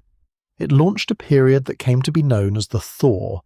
characterized by a significant, if carefully managed, and ultimately incomplete, relaxation of the harshest aspects of Soviet political repression. Millions of Gulag prisoners, many of whom had already been serving lengthy sentences for years or even decades on wildly fabricated charges, were gradually released and in many cases formally rehabilitated, their earlier convictions officially overturned. Cultural life, while still firmly constrained within limits the party considered acceptable, experienced a genuine loosening, allowing for the publication of works that would have been unthinkable just a few years earlier, most famously Alexander Solzhenitsyn's novella, One Day in the Life of Ivan Denisovich, a stark, unflinching depiction of daily life in a labour camp that Khrushchev himself personally approved for publication in 1962, apparently viewing it as a useful tool in his broader campaign against Stalin's legacy. But the Thaw had real, sharply defined limits, and Khrushchev's own record during this period reveals a leader capable of both genuine liberalising instinct and startling, characteristically Soviet, brutality when he perceived the fundamental stability of the system to be under serious threat. When the news of Khrushchev's secret speech helped inspire a genuine popular uprising in Hungary, in October of 1956, with Hungarians demanding the withdrawal of Soviet troops and genuine multi-party democracy, Khrushchev, after some internal hesitation, ultimately ordered Soviet tanks into Budapest to crush the uprising with considerable bloodshed, making unmistakably clear that de-Stalinization at home did not, under any circumstances, extend to genuine political independence within the Soviet bloc abroad. Khrushchev's tenure was defined by a genuinely striking combination of real achievement and, at times, almost comically erratic policy-making. On the achievement side, his years in power saw the Soviet Union score a series of stunning technological triumphs in the emerging space race against the United States. In October of 1957, the Soviet Union successfully launched Sputnik, the world's first artificial satellite, a small metal sphere emitting a simple radio beep that nonetheless sent genuine shockwaves of alarm through the American political and scientific establishment, triggering a crisis of confidence about American technological competitiveness that would reshape everything from education policy to defense spending for years to come. And on the 12th of April 1961, the Soviet Union achieved an even more spectacular first when cosmonaut Yuri Gagarin became the first human being ever to travel into outer space, orbiting the Earth aboard the Vostok spacecraft in a flight lasting just under 2 hours, an achievement that made Gagarin an instant genuine global celebrity and represented, for a moment at least, a real high-water mark of Soviet scientific and propaganda triumph over the rival capitalist system. But Khrushchev also presided over episodes of genuine crisis, and at times distinctly questionable judgment. His ambitious Virgin Lands campaign, launched in the mid-1950s to dramatically expand grain production, by cultivating vast tracts of previously uncultivated steppe-land in Kazakhstan and Siberia, achieved significant early success, but ultimately proved environmentally unsustainable in many areas, contributing to soil erosion and declining yields over the longer term. His famous, and to Western observers genuinely baffling,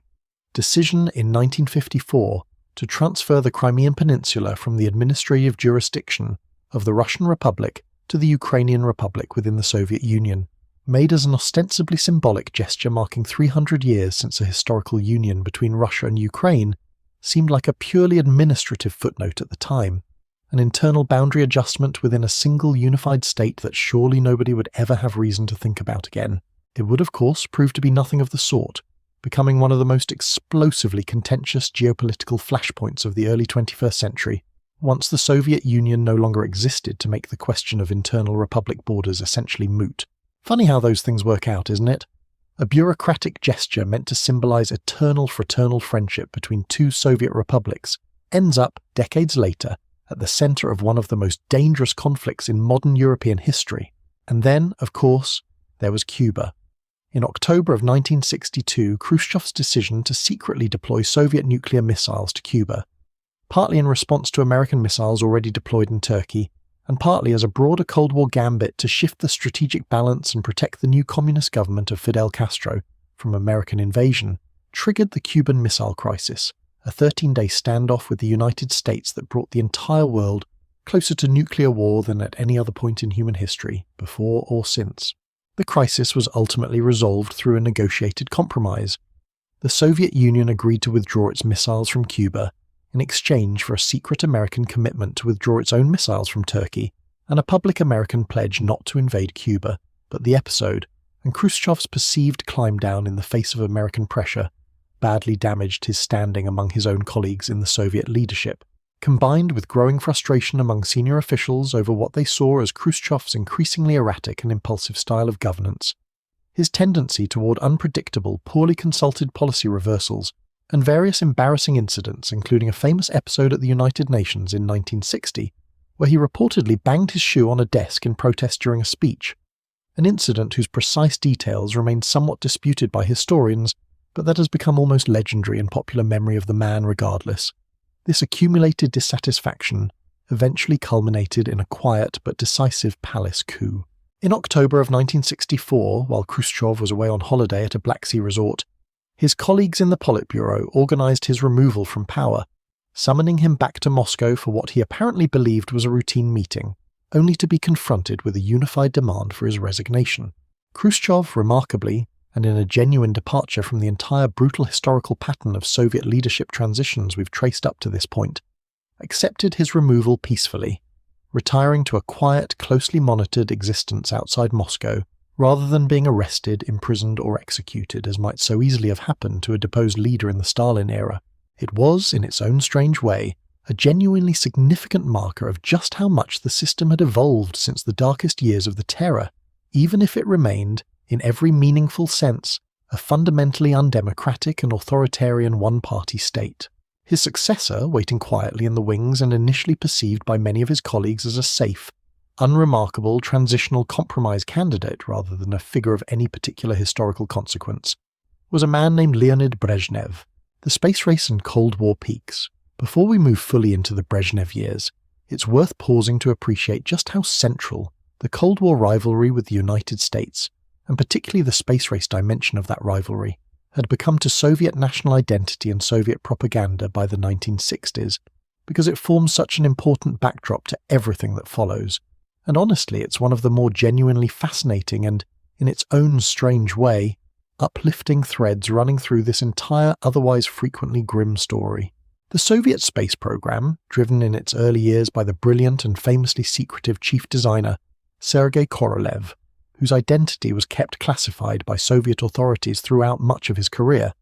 precisely because officials feared Western intelligence agencies might target him for assassination, given his central importance to the program, achieved a truly remarkable sustained run of historic firsts throughout the late 1950s and into the 1960s. Beyond Sputnik and Gagarin's pioneering flight, the Soviet program achieved the first spacewalk, conducted by cosmonaut Alexei Leonov in March of 1965,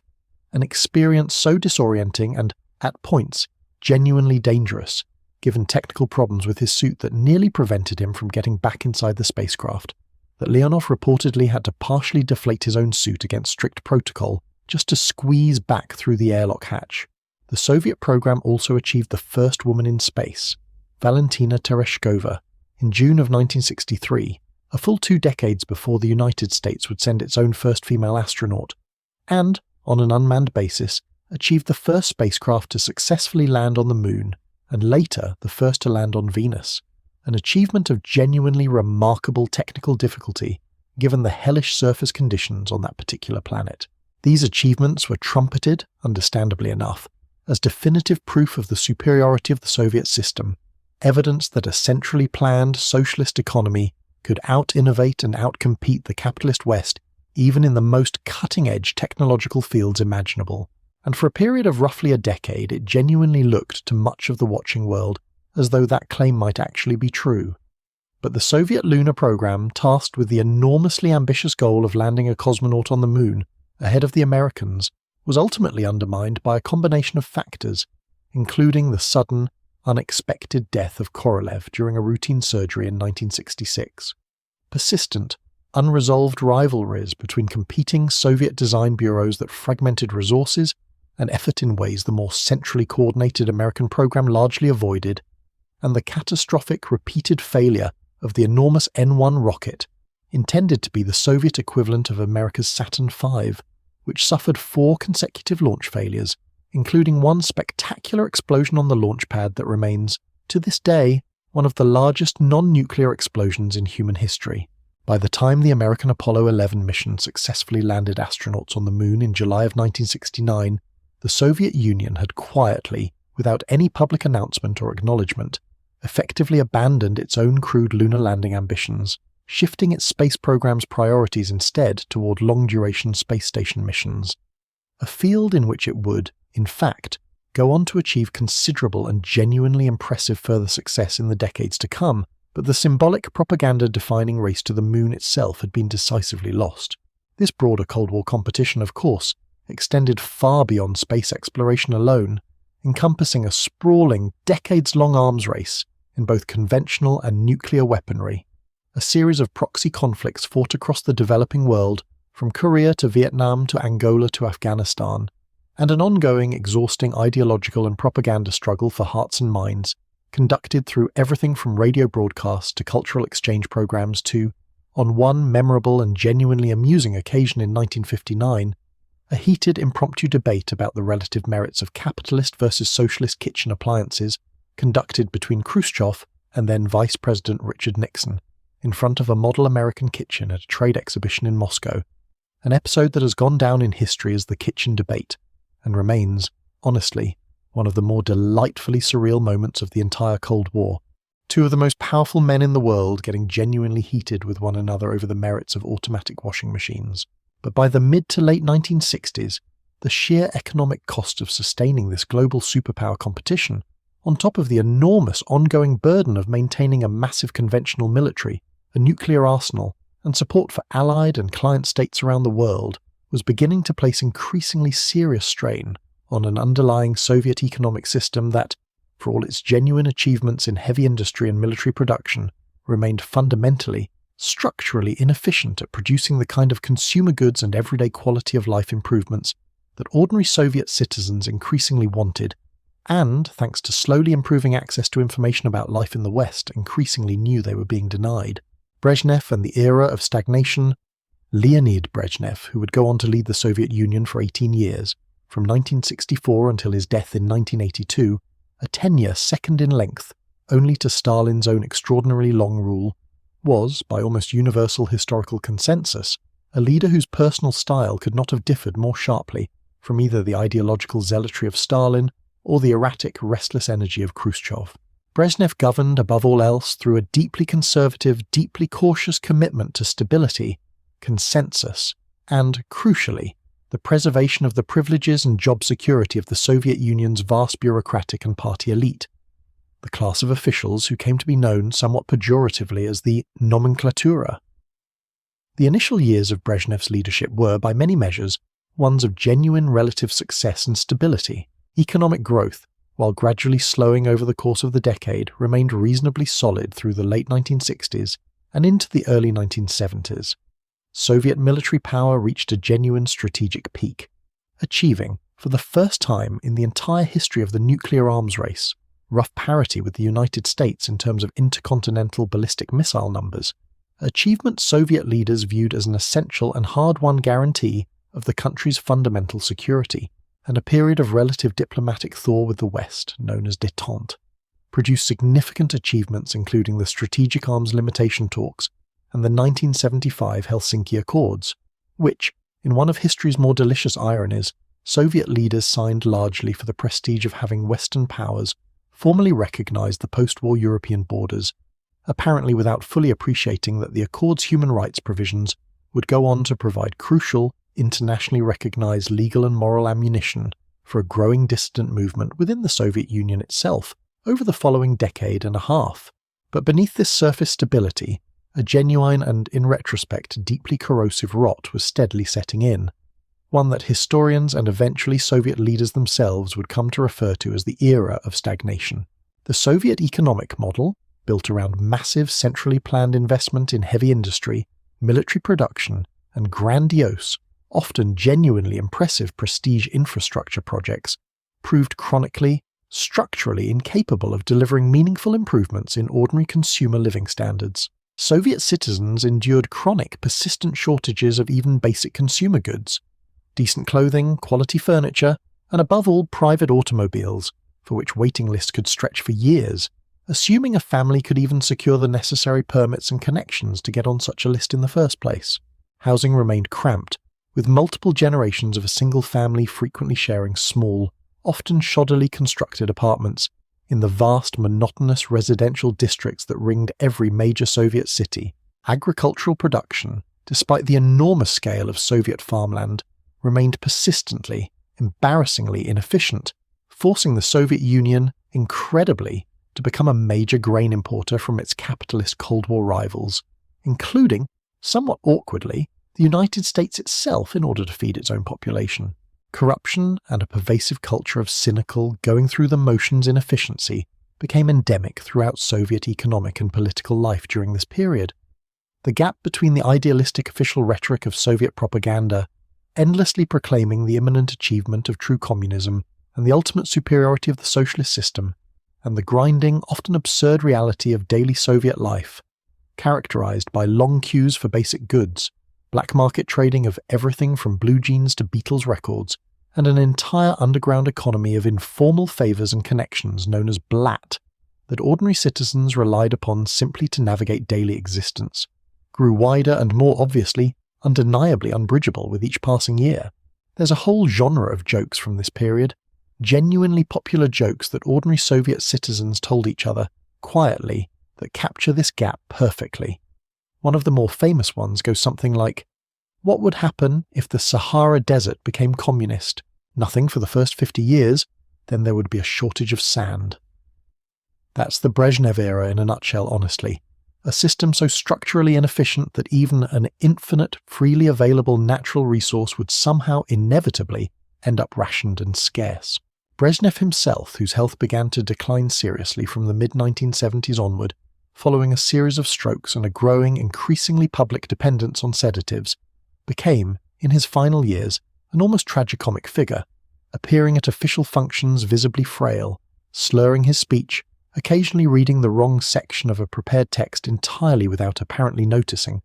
a physical embodiment, in a way that felt almost too perfectly symbolic, of the broader senescence and institutional ossification afflicting the entire Soviet system he nominally led. When he finally died in November of 1982, he was succeeded by Yuri Andropov, the former KGB chief, a genuinely intelligent and clear-eyed figure who seemed to grasp, more honestly than most of his colleagues, just how serious the Soviet Union's underlying structural problems had become, and who launched a series of anti-corruption and workplace discipline campaigns that hinted at a potentially more serious reform agenda. But Andropov, already seriously ill with kidney disease at the time he took power, died after only 15 months in office, in February of 1984,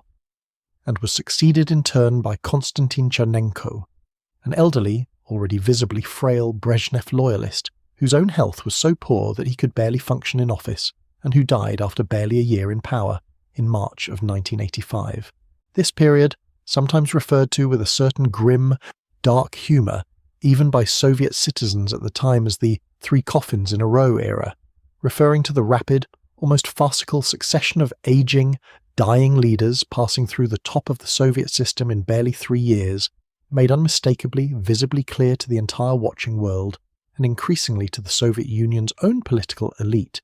that something had gone genuinely, seriously wrong with a system that could no longer even reliably produce a leader healthy enough to serve out a normal term in office. When the Politburo gathered in March of 1985 to select Chernenko's successor, they made a choice that represented a genuine, deliberate generational break from this pattern of geriatric leadership, selecting a relatively young, vigorous 54-year-old party official named Mikhail Gorbachev. Afghanistan and cracks in the system. Before we turn fully to Gorbachev and the dramatic final act of our story, we need to spend a little time on a conflict that, more than perhaps any other single event of the Brezhnev and post-Brezhnev period, exposed and accelerated the deep structural weaknesses eating away at the Soviet system from within, the Soviet-Afghan War, a conflict that began in December of 1979 and would drag on at enormous human and economic cost for nearly a decade. The origins of the intervention lay in the internal instability of a communist government that had seized power in Afghanistan in 1978, and which, plagued by brutal internal factional infighting and facing a rapidly growing insurgency from conservative Islamist and tribal opposition groups, increasingly referred to collectively as the Mujahideen, appeared, from Moscow's perspective, to be at serious risk of collapse entirely. Soviet leaders, deeply worried about losing a friendly communist-aligned government on their own southern border, particularly at a moment of heightened Cold War tension following the Islamic Revolution in neighbouring Iran, made the fateful decision in December of 1979 to send Soviet troops into Afghanistan, ostensibly to stabilise the country and prop up its faltering communist government, but in practice launching a decade-long military commitment that would prove to be a genuine, unmitigated strategic and moral catastrophe. The war that followed bore, in many uncomfortable and genuinely striking ways, an eerie resemblance to the American experience in Vietnam just a few years earlier, a comparison that was not lost on contemporary observers even at the time. Soviet forces, employing conventional military tactics and heavy firepower, well suited to large-scale conventional warfare against a similarly organised opponent, struggled enormously against a Mujahideen insurgency that fought using classic guerrilla tactics, exploiting Afghanistan's brutally difficult mountainous terrain, and, crucially, receiving substantial covert funding, training, and increasingly sophisticated weaponry, most famously, American-supplied Stinger surface-to-air missiles beginning in 1986, funneled through Pakistan's intelligence services with substantial support from the United States, Saudi Arabia, and other countries eager to bleed Soviet military resources in a Cold War proxy conflict. The human cost of the conflict was severe on both sides. Estimates suggest somewhere around 15,000 Soviet soldiers were killed over the course of the war, alongside a far, far larger number of Afghan casualties, both combatant and civilian, with estimates of total Afghan deaths ranging into the hundreds of thousands to over 1 million, alongside millions more Afghans displaced as refugees into neighbouring Pakistan and Iran. For ordinary Soviet families, the war produced a steady, grinding stream of Cargo 200 shipments, the grim military euphemism for coffins returning home from the front, a phrase that entered popular Soviet vernacular during this period as shorthand for the war's human toll, and which contributed over the course of the 1980s to a growing, if initially cautious and largely unspoken, undercurrent of public disillusionment with a conflict that the Soviet government's own official propaganda struggled, with increasing difficulty, to portray as any kind of clear or achievable victory. Beyond its direct human and financial costs, the war placed enormous additional strain on an already struggling Soviet economy, at a moment when global oil prices, which had helped prop up Soviet export revenues throughout much of the 1970s, were beginning a sustained and serious decline. The Afghan war also inflicted genuine lasting damage on the international prestige and self-image of the Soviet Union, undermining the carefully cultivated narrative of an unstoppable, historically inevitable socialist advance, and instead drawing uncomfortable, widely noted comparisons to America's own recent humiliating experience of military failure in Vietnam. It became, for many Soviet citizens and eventually for many members of the Soviet political and military establishment as well, an increasingly obvious and painful symbol of a system that had lost its way, pouring enormous blood and treasure into a conflict with no clear strategic purpose and no realistic path to victory. It was against this backdrop of a costly, demoralizing, seemingly unwinnable foreign war, combined with the deepening structural economic stagnation and the almost farcical instability of Soviet leadership during the Brezhnev succession crisis, that Mikhail Gorbachev came to power in March of 1985, inheriting a superpower that, for all its enormous military might and its vast territorial reach, was, beneath the surface, in genuinely serious and rapidly worsening trouble. Gorbachev, Glasnost and Perestroika Mikhail Gorbachev was, by the standards of the aging, cautious Soviet leadership he inherited power from, a genuinely striking figure. Relatively young, educated as a lawyer, energetic, comfortable, engaging in genuine, unscripted conversation with ordinary citizens in a way that felt refreshingly different from the stilted, carefully managed public appearances of his immediate predecessors, and married to a stylish, intellectually engaged wife, Raisa, who accompanied him on foreign visits in a manner that felt almost startlingly modern by previous Soviet standards, Gorbachev projected, from almost his very first days in office, a sense of genuine dynamism and change that captured considerable attention both within the Soviet Union and, increasingly, on the international stage as well. Gorbachev understood, with a clarity that had apparently eluded most of his immediate predecessors, or that they had understood but lacked either the will or the remaining time and health to actually act upon, that the Soviet system was facing a genuinely serious, potentially existential crisis of economic stagnation and declining public morale, and that meaningful structural reform was urgently necessary if the system was going to survive into the 21st century in any recognizable form. He launched, in the years following his rise to power, a series of ambitious, interlocking reform initiatives that would collectively become known by two now famous Russian words that entered the global political vocabulary during this period: Glasnost, meaning openness, and Perestroika, meaning restructuring. Glasnost, initially conceived as a relatively modest policy of increased transparency, intended to help expose and root out the corruption, inefficiency, and bureaucratic dishonesty that Gorbachev correctly identified as endemic throughout the Soviet system, rapidly took on a life and a momentum of its own that went, in fairly short order, considerably further than Gorbachev himself had originally anticipated or intended. Censorship restrictions on the press, on literature, and on public discourse more broadly were significantly relaxed. Previously banned or heavily restricted books, films, and historical works began appearing in Soviet bookshops and cinemas. Perhaps most consequentially of all, the long, carefully constructed official silence surrounding the darkest chapters of Soviet history, most especially the full, unvarnished horror of the Stalinist terror, began to genuinely crack open as newspapers and television programs started publishing testimony from Gulag survivors. Historians gained unprecedented access to previously sealed state archives, and ordinary Soviet citizens, for the first time in the entire history of the Soviet state, began engaging in genuinely open public discussion and debate about the true nature and cost of the system they had lived under for their entire lives. This process of historical reckoning, while intellectually and morally overdue by any reasonable standard,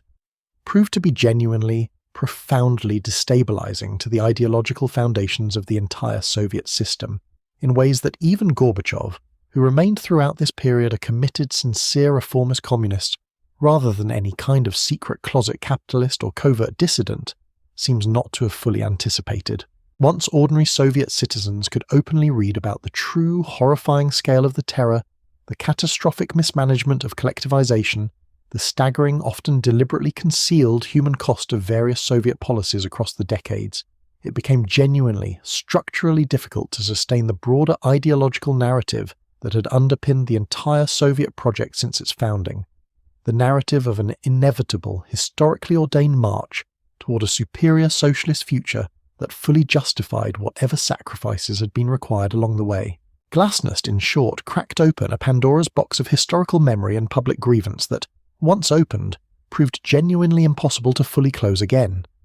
Perestroika, the parallel economic restructuring program, proved, if anything, even more genuinely difficult and destabilizing to actually implement successfully. Gorbachev's economic reform sought to introduce elements of market mechanisms and greater managerial autonomy for individual enterprises into the Soviet economy, while still, at least initially, attempting to preserve the fundamental framework of state ownership and centralized planning that had defined the Soviet economic model since Stalin's time. In practice, this proved to be an exceptionally awkward, unstable hybrid,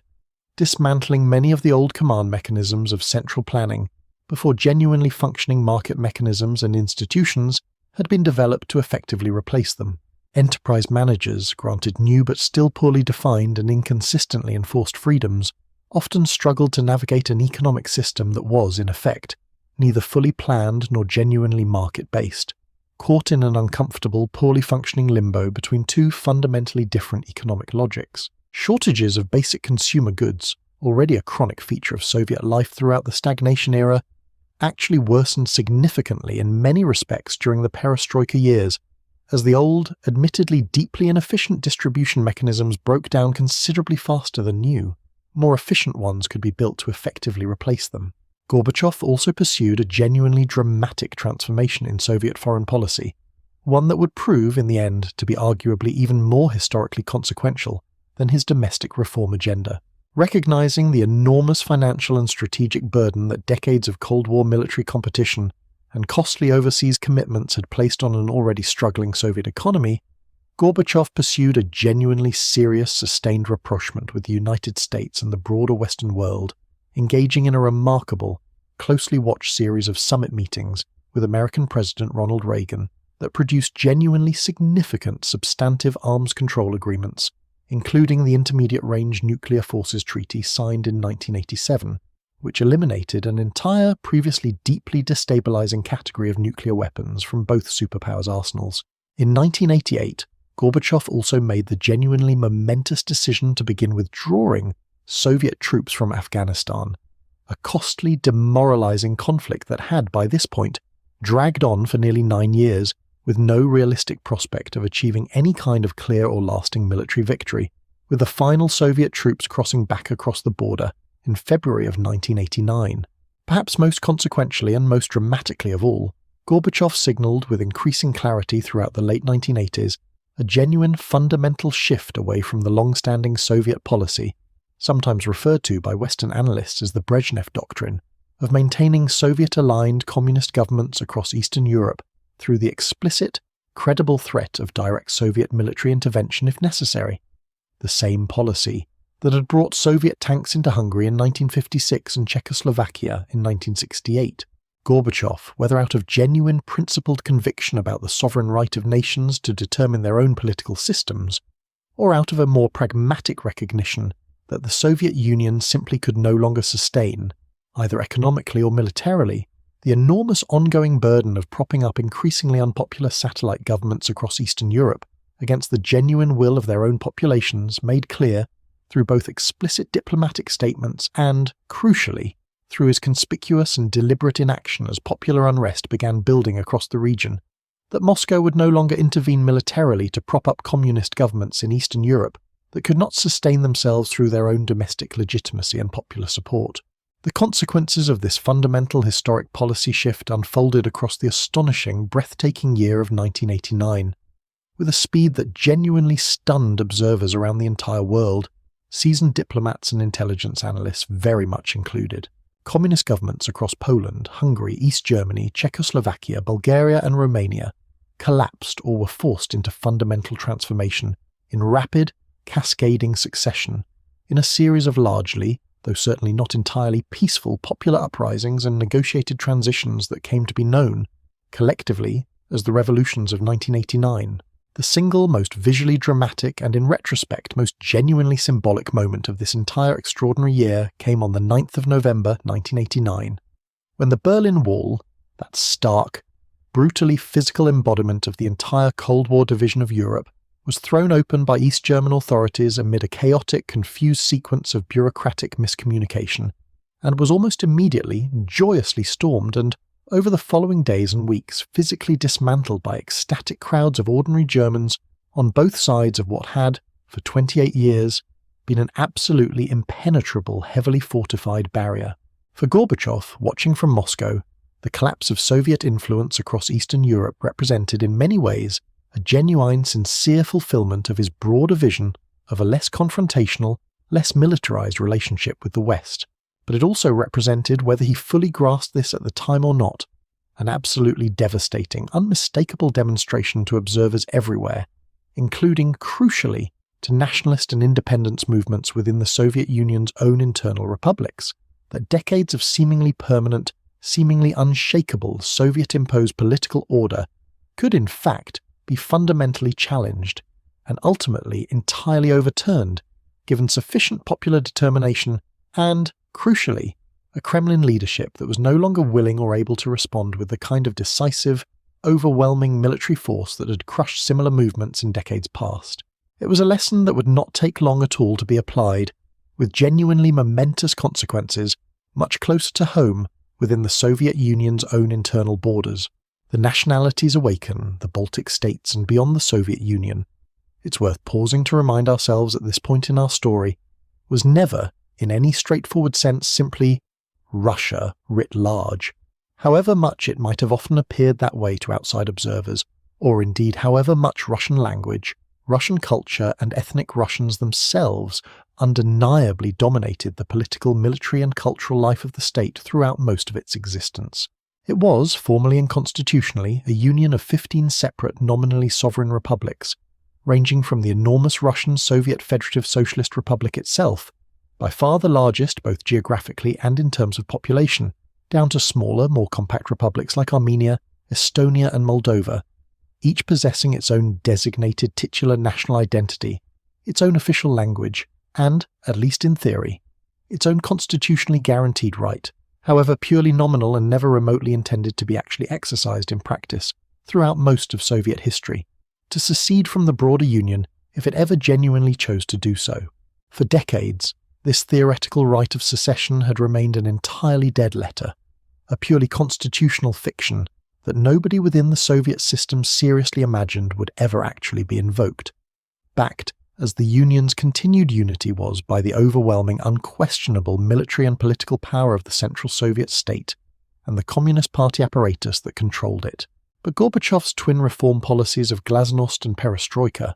precisely because they opened up genuine, unprecedented space for open public discussion, genuine grassroots political organizing, and honest historical reckoning in a system that had never previously permitted any of these things, inadvertently created exactly the kind of political opening that long suppressed nationalist sentiments across the Soviet Union's various constituent republics had been waiting for, in some cases, for decades, or, in some regions, for the better part of an entire century. Nowhere was this nationalist reawakening more immediate, more organized, or ultimately more consequential than in the three small Baltic republics of Estonia, Latvia and Lithuania,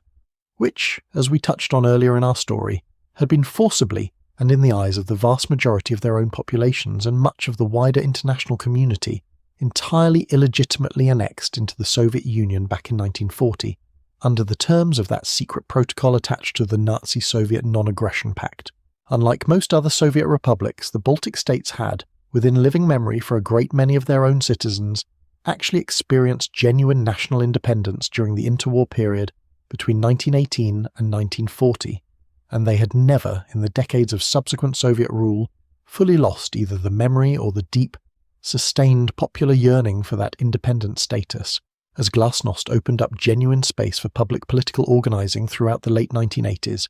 mass popular movements calling for greater autonomy, and increasingly, for full and complete independence, rapidly organized across all three Baltic republics. On the 23rd of August 1989, in a moment of genuinely extraordinary, carefully coordinated and deeply moving popular political theatre, an estimated 2 million people across Estonia, Latvia and Lithuania joined hands to form a single, unbroken human chain stretching across all three republics, spanning a distance of some 675 kilometres,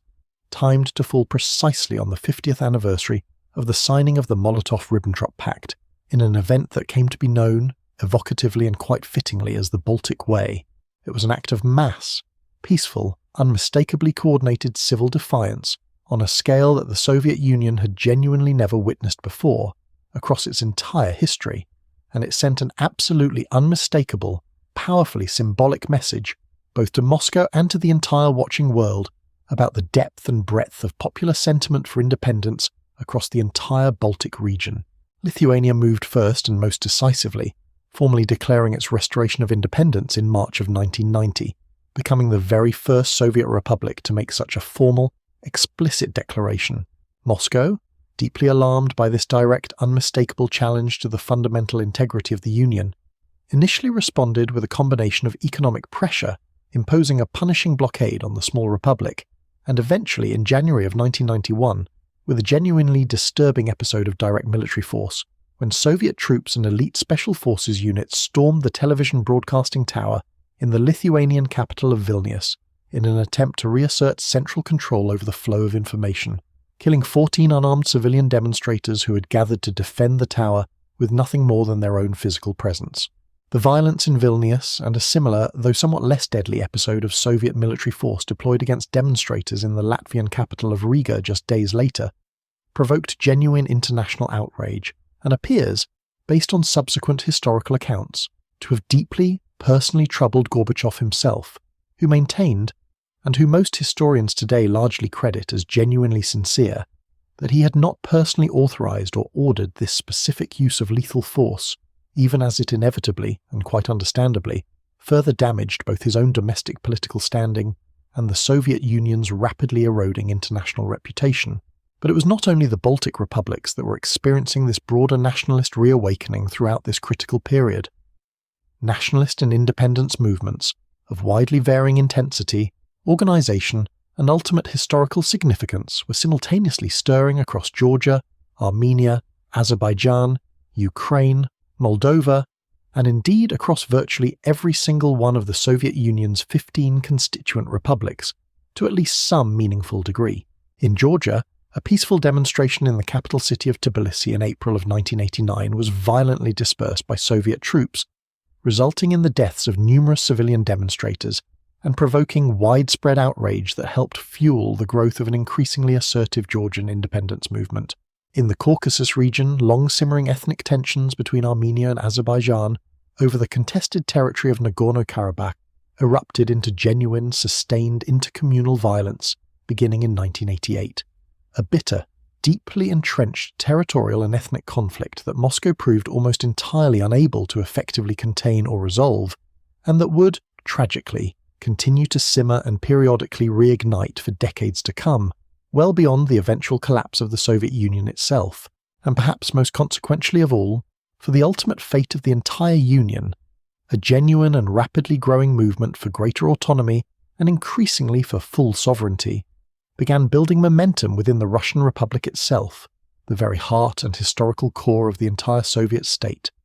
led by an increasingly prominent, increasingly popular, and increasingly openly defiant political figure named Boris Yeltsin. Boris Yeltsin, a burly, charismatic, and famously blunt-spoken former regional party boss from the Ural industrial city of Sverdlovsk, had risen to genuine national prominence in the mid-1980s as the Reformist Party chief of Moscow, where he had built a considerable popular following through his genuinely unusual, for a senior Soviet official, willingness to ride the public metro, engage directly and unscripted with ordinary citizens, and publicly, repeatedly criticized the persistent entrenched privileges and corruption of the broader party elite,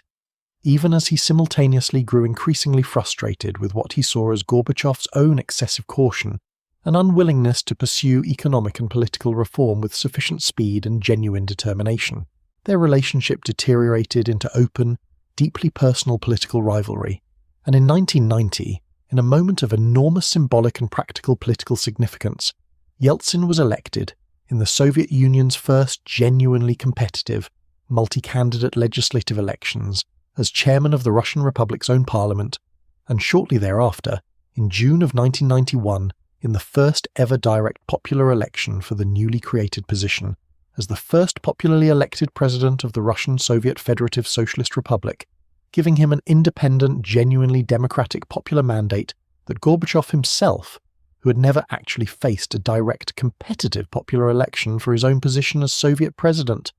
notably and, as events would soon prove, quite consequentially lacked. By the summer of 1991, the Soviet Union found itself caught in a genuinely precarious, increasingly untenable political balancing act. Gorbachev, still formally the president of the entire Soviet Union and general secretary of its Communist Party, was attempting to negotiate an entirely new Union treaty,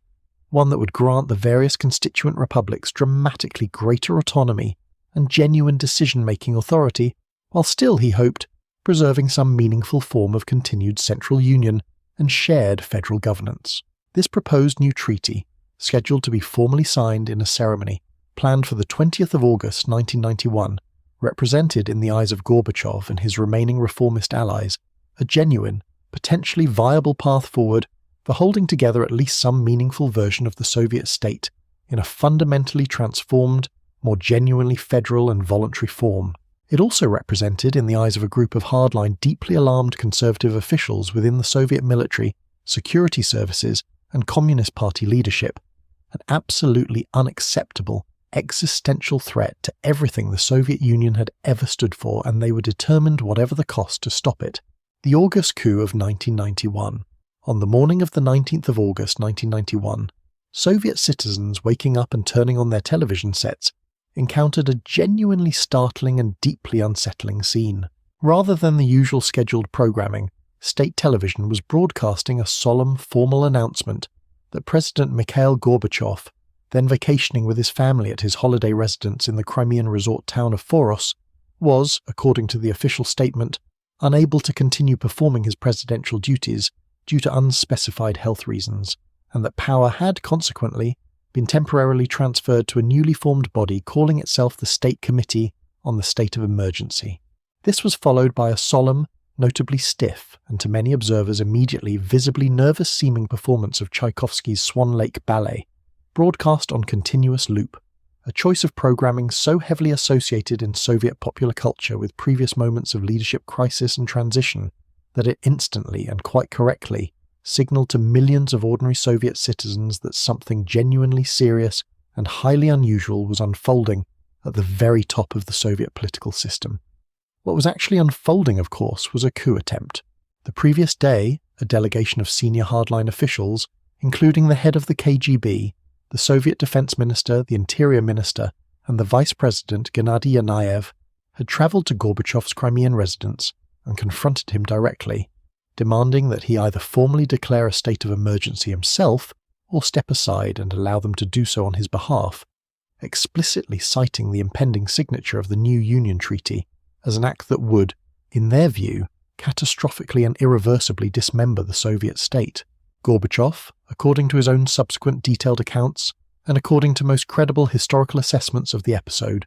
firmly refused to cooperate with either demand, and the plotters, rather than resorting to more extreme measures against him personally, chose instead to simply isolate him at his residence, cutting off his telephone communications with the outside world, and to proceed with their own unilateral declaration of emergency rule back in Moscow regardless. The plotters, who came to be somewhat derisively known, both at the time and in subsequent historical accounts, as the Gang of Eight, moved with genuine initial confidence to consolidate their newly asserted authority, deploying army tanks and armoured personnel carriers onto the streets of central Moscow and declaring a formal state of emergency, complete with the suspension of various independent newspapers and broadcast outlets, and imposing what they clearly intended to be a decisive, thoroughgoing crackdown on the entire broader reform movement. But the coup, for all its considerable initial military and institutional strength on paper, proved, in practice, to be a genuinely, almost comically disorganised and poorly executed affair, undermined at almost every critical turn by the plotters' own evident visible hesitation, internal disagreement, and frankly, apparent surprise at the sheer scale and intensity of the popular resistance they almost immediately encountered. And it was Boris Yeltsin who seized this pivotal, genuinely historic moment with a degree of decisive theatrical political courage that would come to define his entire subsequent historical legacy. Rushing to the Russian Parliament building in central Moscow, a large imposing structure situated on the banks of the Moscow River that was popularly known, on account of its distinctive white marble facade, as the White House, Yeltsin rallied thousands of ordinary Muscovites to gather around the building in a determined, spontaneous act of mass civil resistance, explicitly denouncing the coup as illegal and unconstitutional, and calling, with real and effective urgency, for a general strike across the entire country in opposition to the plotters. In one of the single most genuinely iconic images of the entire late 20th century, one that was captured by television cameras and beamed almost instantaneously around the entire watching world, Yeltsin climbed atop one of the very army tanks that had been sent to help enforce the coup and surround the parliament building, and delivered a defiant, impassioned speech directly to the assembled crowd of supporters and, crucially, to the ordinary young conscript soldiers manning the tank itself, appealing directly to their basic human conscience and their fundamental loyalty to the Russian people rather than to a small self-appointed clique of unelected plotters back in the Kremlin. It was an extraordinarily powerful, and as it turned out, genuinely decisive piece of political theatre, and it worked. Significant elements of the military, very much including the specific tank crew Yeltsin had climbed onto, along with numerous other units deployed around the city, proved deeply reluctant to actually use lethal force against masses of unarmed, peacefully protesting fellow Soviet citizens, and defections and open expressions of sympathy for the resistance began spreading rapidly through the ranks of the very security forces the plotters had been counting on to enforce their will. For 3 tense, genuinely uncertain days, tens of thousands of ordinary Muscovites maintained a determined round-the-clock vigil around the parliament building, constructing makeshift barricades out of buses, construction materials, and whatever other objects came readily to hand, bracing themselves for what many genuinely feared might be an imminent, potentially bloody military assault to finally clear the building. Tragically, 3 young men were killed during a confused, chaotic nighttime confrontation between demonstrators and a column of armoured vehicles attempting to manoeuvre through the crowded streets near the Parliament building, becoming, in the immediate aftermath, honoured martyrs of what rapidly and quite justifiably came to be seen as a genuine, spontaneous popular triumph over attempted authoritarian reaction. By the 21st of August, the coup had unmistakably, comprehensively collapsed. The plotters, their nerve broken and their command structure in evident, visible disarray, ordered a full withdrawal of military forces from central Moscow, and several of the coup's key leaders were placed under arrest, while others fled the capital entirely. One plotter, the Soviet Interior Minister Boris Pugo, took his own life rather than face arrest and the near-certain prospect of a lengthy prison sentence. Gorbachev, finally released from his enforced isolation at his Crimean residence, flew back to Moscow, but the political landscape to which he returned had been utterly irrevocably transformed in his brief absence. Because while the coup had ultimately failed, and had failed decisively, it was, in a very real and immediate sense, Boris Yeltsin, not Mikhail Gorbachev, who now commanded the genuine loyalty, the popular gratitude, and, crucially, the effective political momentum of the vast majority of the Soviet and especially the Russian public. Gorbachev, upon his return, still nominally held the formal title of Soviet president, but his practical authority had been catastrophically, visibly weakened by the entire episode, not least by the deeply uncomfortable, publicly evident fact that so many of the very senior officials he had himself personally appointed to positions of great trust and responsibility had turned out to be leading participants in a plot to remove him from power. In a genuinely striking, and for Gorbachev personally quite humiliating, public moment that occurred just days after his return, Yeltsin, addressing the Russian parliament with Gorbachev seated visibly, awkwardly beside him on the stage, publicly forced the still nominal Soviet president to read aloud, in front of the assembled deputies and live television cameras, the full minutes of a Soviet cabinet meeting that had revealed several of Gorbachev's own most trusted ministers as active, willing participants in the coup plot. A moment of undeniable, deeply public political theatre that left absolutely no doubt to anyone watching about precisely which of the 2 men now held the genuine, decisive political initiative going forward. Over the tumultuous weeks that immediately followed the failed coup, the entire Soviet Union effectively, rapidly began to unravel. One republic after another, watching the Central Soviet government's authority crumble in such spectacular, publicly humiliating fashion, moved swiftly to declare full independence. Ukraine, whose overwhelming popular support for full independence, confirmed by an enormous landslide majority in a nationwide referendum held on the 1st of December 1991, would prove to be an absolutely decisive, pivotal factor in the entire Union's final, ultimate collapse, formally declared its own independence on the 24th of August, mere days after the coup's collapse. By the closing weeks of 1991, it had become entirely unmistakably clear to virtually every serious political observer, both within the Soviet Union and around the entire watching world, that the Union, in any recognizable form resembling its previous 7 decades of existence, was no longer genuinely salvageable. And so we arrive finally at the culmination of our entire long story, the specific remarkable weekend in December of 1991 when the largest nation on the face of the entire Earth, a state that had, at its peak, spanned 11 time zones and controlled a nuclear arsenal capable of ending human civilization many times over,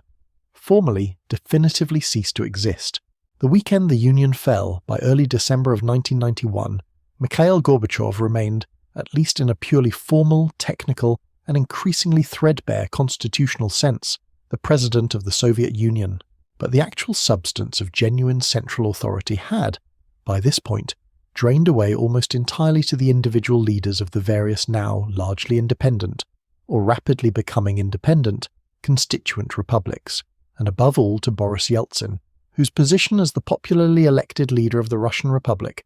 by a considerable margin the largest, most populous, and most economically and militarily significant of all the former Soviet republics, had made him, in almost every practical sense that genuinely mattered,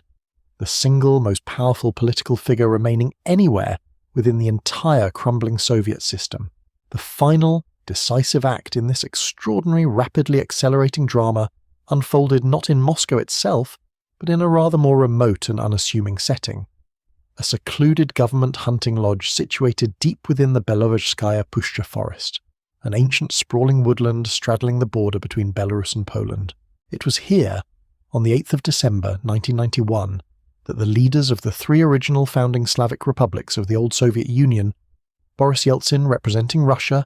Leonid Kravchuk representing the newly independent Ukraine, and Stanislav Shushkevich representing Belarus, met together ostensibly to discuss a range of pressing bilateral economic and political issues,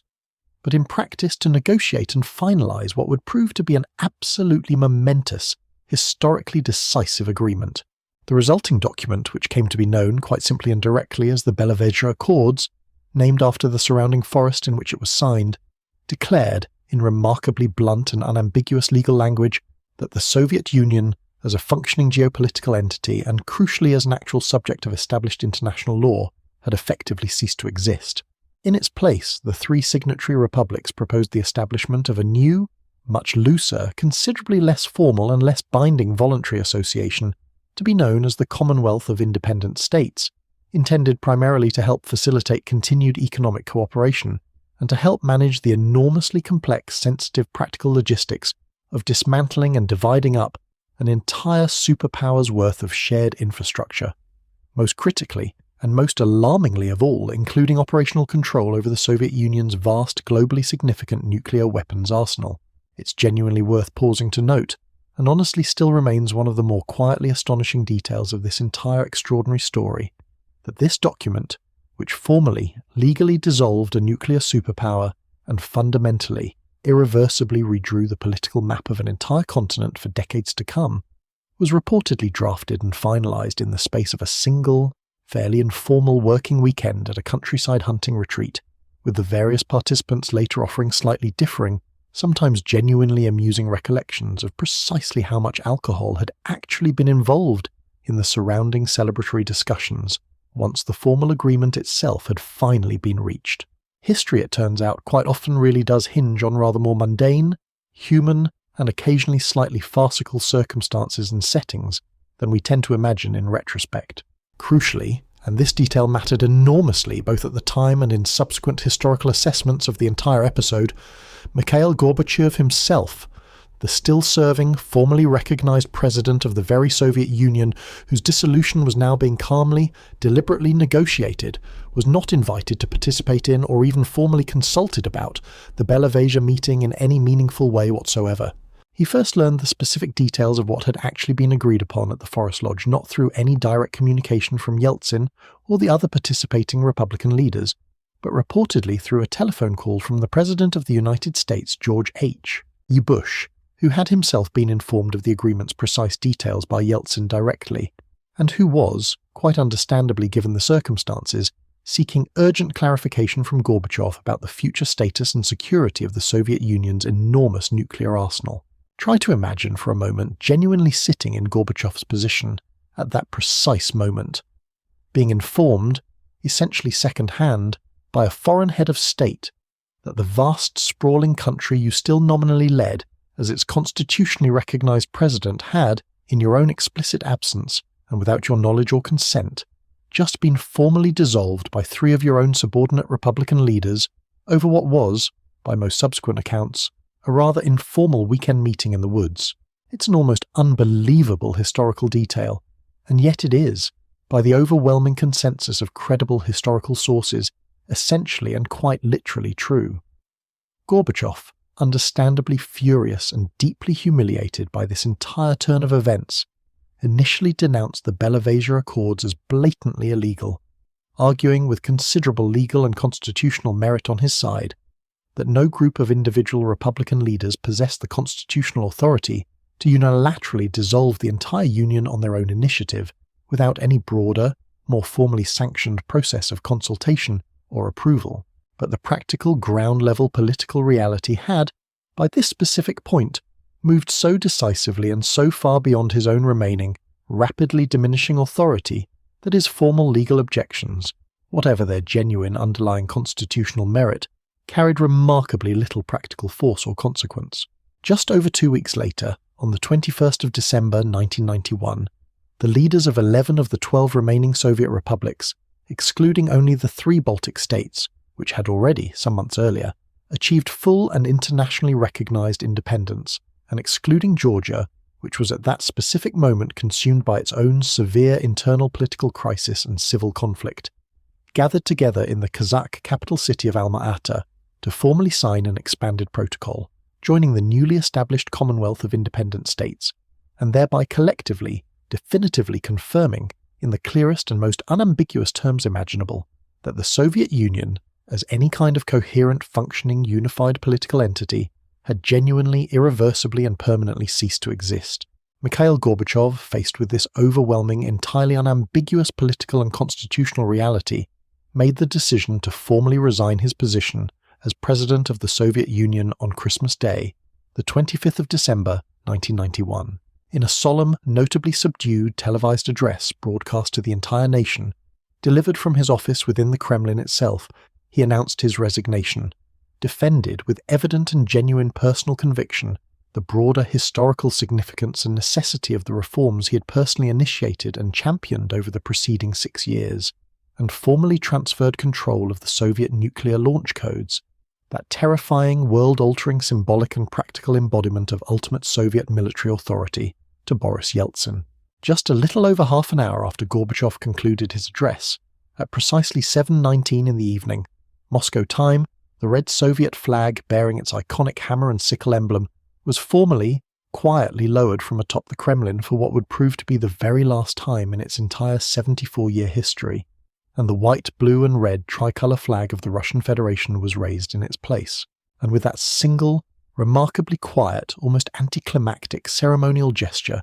conducted without any grand fanfare, without any triumphant military parade, without, in the end, very much genuine public spectacle or dramatic ceremony at all, the largest nation the entire world had ever known, a state that had, at the absolute height of its power and influence, controlled roughly 1/6 of the entire Earth's total land surface, commanded a nuclear arsenal numbering in the tens of thousands of individual warheads, and had stood for nearly half a century as one of only 2 genuine global superpowers shaping the fundamental course of an entire era of human history,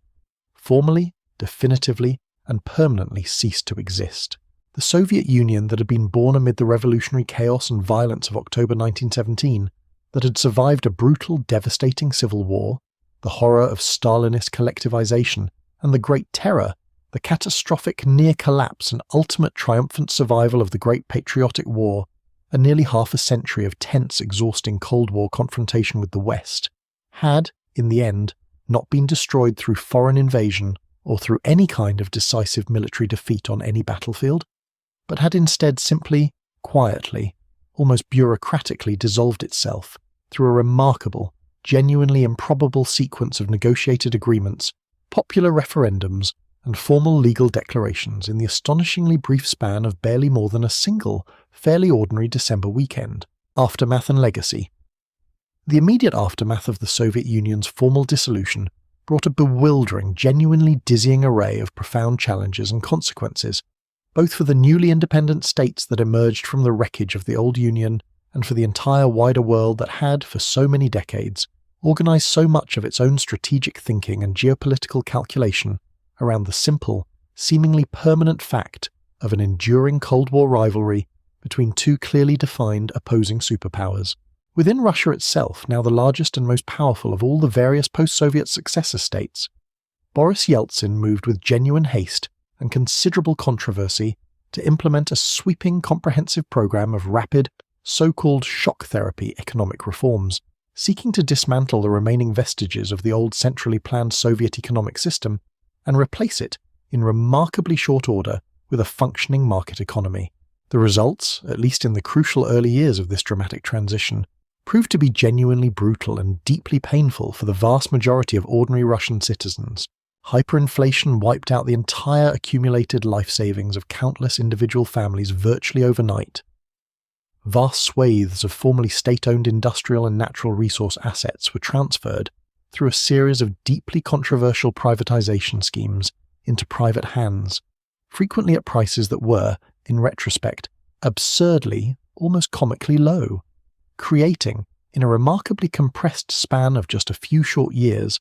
an entirely new class of enormously wealthy, politically influential oligarchs, even as the average living standards, life expectancy, and general economic security of ordinary Russian citizens declined sharply and, in many respects, catastrophically, throughout the entire course of the 1990s. Beyond Russia's own borders, the other 14 newly independent post-Soviet states each embarked on their own distinct, often genuinely difficult and frequently quite different national and economic trajectories. The Baltic states of Estonia, Latvia, and Lithuania moved with real determination and considerable success to reorient themselves firmly toward European and Western institutions, eventually achieving full membership in both the European Union and the NATO military alliance by the middle of the following decade. Ukraine, Belarus, and the various Central Asian and Caucasian republics each followed their own considerably more varied, and in several notable cases considerably more troubled, political and economic paths,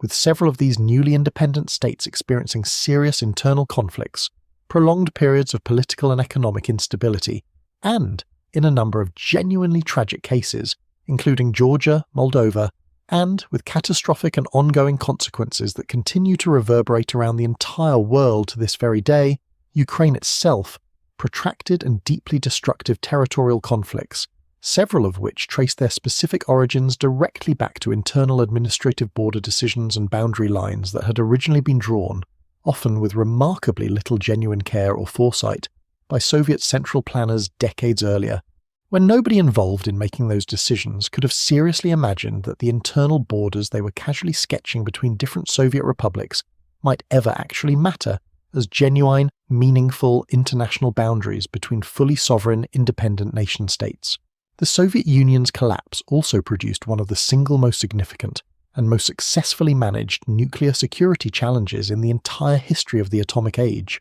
At the precise moment of the Union's formal dissolution, Soviet nuclear weapons were physically located not only within Russia itself, but also across the territories of Ukraine, Belarus and Kazakhstan, meaning that Ukraine in particular briefly found itself in physical possession of the world's third largest nuclear arsenal. A genuinely alarming situation for international security that was, remarkably and to the credit of a great many international diplomats and negotiators working intensively behind the scenes throughout the early 1990s, ultimately resolved peacefully through the negotiated Budapest Memorandum of 1994, under which Ukraine, Belarus and Kazakhstan each formally agreed to transfer their inherited nuclear weapons to Russia and to accede to the International Nuclear Non-Proliferation Treaty as non-nuclear states, in exchange for various security assurances from Russia, the United States and Britain, assurances whose precise, binding legal weight and reliability would, tragically and quite consequentially, come to be very seriously questioned and tested in the decades that followed. More broadly, and in ways that continue to shape and define global geopolitics right up to this very present day, the collapse of the Soviet Union fundamentally, permanently transformed the entire underlying architecture of international relations that had structured so much of the 20th century's second half. The Cold War, that decades-long, genuinely existential ideological, military and economic rivalry between two rival global superpowers was, quite abruptly and quite unexpectedly, simply over, and for a period of some years afterward, various prominent Western political thinkers and commentators speculated, with a confidence that would, in the fullness of time, prove considerably premature, about the arrival of a new, fundamentally more stable and cooperative unipolar world order, one no longer meaningfully organised around any genuine great power rivalry or ideological confrontation at all. That particular vision of a settled, harmonious post-Cold War order has not, in the years and decades since, entirely and straightforwardly come to pass. Russia itself, under successive leaderships, has, in the years and decades following the initial chaos and considerable national humiliation of the 1990s, worked with real and sustained determination to reassert its own status and influence as a major, independently significant global power, a process that has, at various points, brought it into direct, sometimes genuinely dangerous confrontation with several of the very same post-Soviet successor states whose independence had first been formally recognised on that remarkable December weekend back in 1991, perhaps nowhere more consequentially, more tragically, or with more directly traceable historical roots reaching all the way back to this exact story we've been telling tonight than in the case of Ukraine. And so, as we bring tonight's long journey to its close, it's worth pausing just for a moment to sit with the sheer, genuine strangeness of how this entire extraordinary story actually ended. We began this evening with the glittering, deeply unequal court of the last Russian Tsar, a man who genuinely believed, right up until the very end, that he had been placed upon his throne by the direct, unquestionable will of God himself. We traced the desperate, chaotic months of 1917, when that entire ancient imperial order simply crumbled away within the span of a single tumultuous year. We followed the rise of a small, disciplined band of revolutionaries who seized power in a nearly bloodless coup and then spent the better part of a decade fighting a brutal civil war simply to hold on to it. We watched a quiet, watchful bureaucrat named Stalin outmaneuver every single one of his far more brilliant, far more celebrated rivals, one by one, and then unleash a program of forced transformation and political terror so vast, so devastating, that its true human cost still resists any kind of full and complete accounting even today, generations later. We lived through the almost unimaginable trauma and the equally unimaginable hard-won triumph of the Great Patriotic War. We watched the Soviet Union reach the absolute zenith of its global power and prestige, launching the first satellite, the first human being into outer space, standing as one of only two nations on the entire planet capable of ending human civilization within a matter of hours. And then, slowly, quietly, through decades of accumulated economic stagnation, moral exhaustion, and finally a genuinely well-intentioned reform effort that, once launched, proved almost impossible to fully control or contain, we watched that same colossal, once seemingly permanent structure simply come apart, not with the shattering violence and drama of revolution, not through foreign conquest or catastrophic military defeat on any battlefield, but through a series of quiet meetings, a hunting lodge deep in a forest, a handful of signatures on official documents, and a single flag, lowered gently from a single flagpole on a cold December evening in Moscow, at almost exactly the moment most families elsewhere in the world were sitting down to their own quiet Christmas dinners. There is something genuinely, deeply human in that ending, isn't there? For all the ideology, for all the tanks and the missiles and the enormous sprawling bureaucracies, in the very end it came down to a handful of tired, exhausted men, meeting in ordinary rooms, making difficult, consequential decisions, and then simply going home. History, even history on this almost unimaginably vast world-altering scale, is still, when you look closely enough, made up of remarkably small, remarkably human moments. If you're listening to this tonight from anywhere across that enormous territory the Soviet Union once encompassed, from Tallinn to Vladivostok, from Yerevan to Almaty, I hope you know that this story, whatever else it is, belongs in some very real sense to you and to your own family's history, in ways that a story like this rarely does for most of us listening from elsewhere in the world. And if you are listening from somewhere else entirely, I hope tonight's journey has left you with at least a little more understanding of just how strange, how contingent, and how genuinely human even the largest, most seemingly permanent structures in our world actually are. This has been, as always, a sensitive and heavy piece of history, touching on genuine mass suffering, political violence, and profound human loss across an entire century. If any of what we've discussed tonight has stirred up something difficult for you personally, I hope you'll be gentle with yourself and reach out to someone you trust if you need to talk it through. Now, as the night settles in fully around you, there is nothing left to do. The flag has come down, the meetings have ended. Somewhere out past your window, the same quiet stars that watched over Petrograd in 1917 and over Moscow in 1991 are watching over you now too, patient, indifferent, and entirely unbothered by the rise and fall of empires. The lights are out, the story is told, the waiting is over,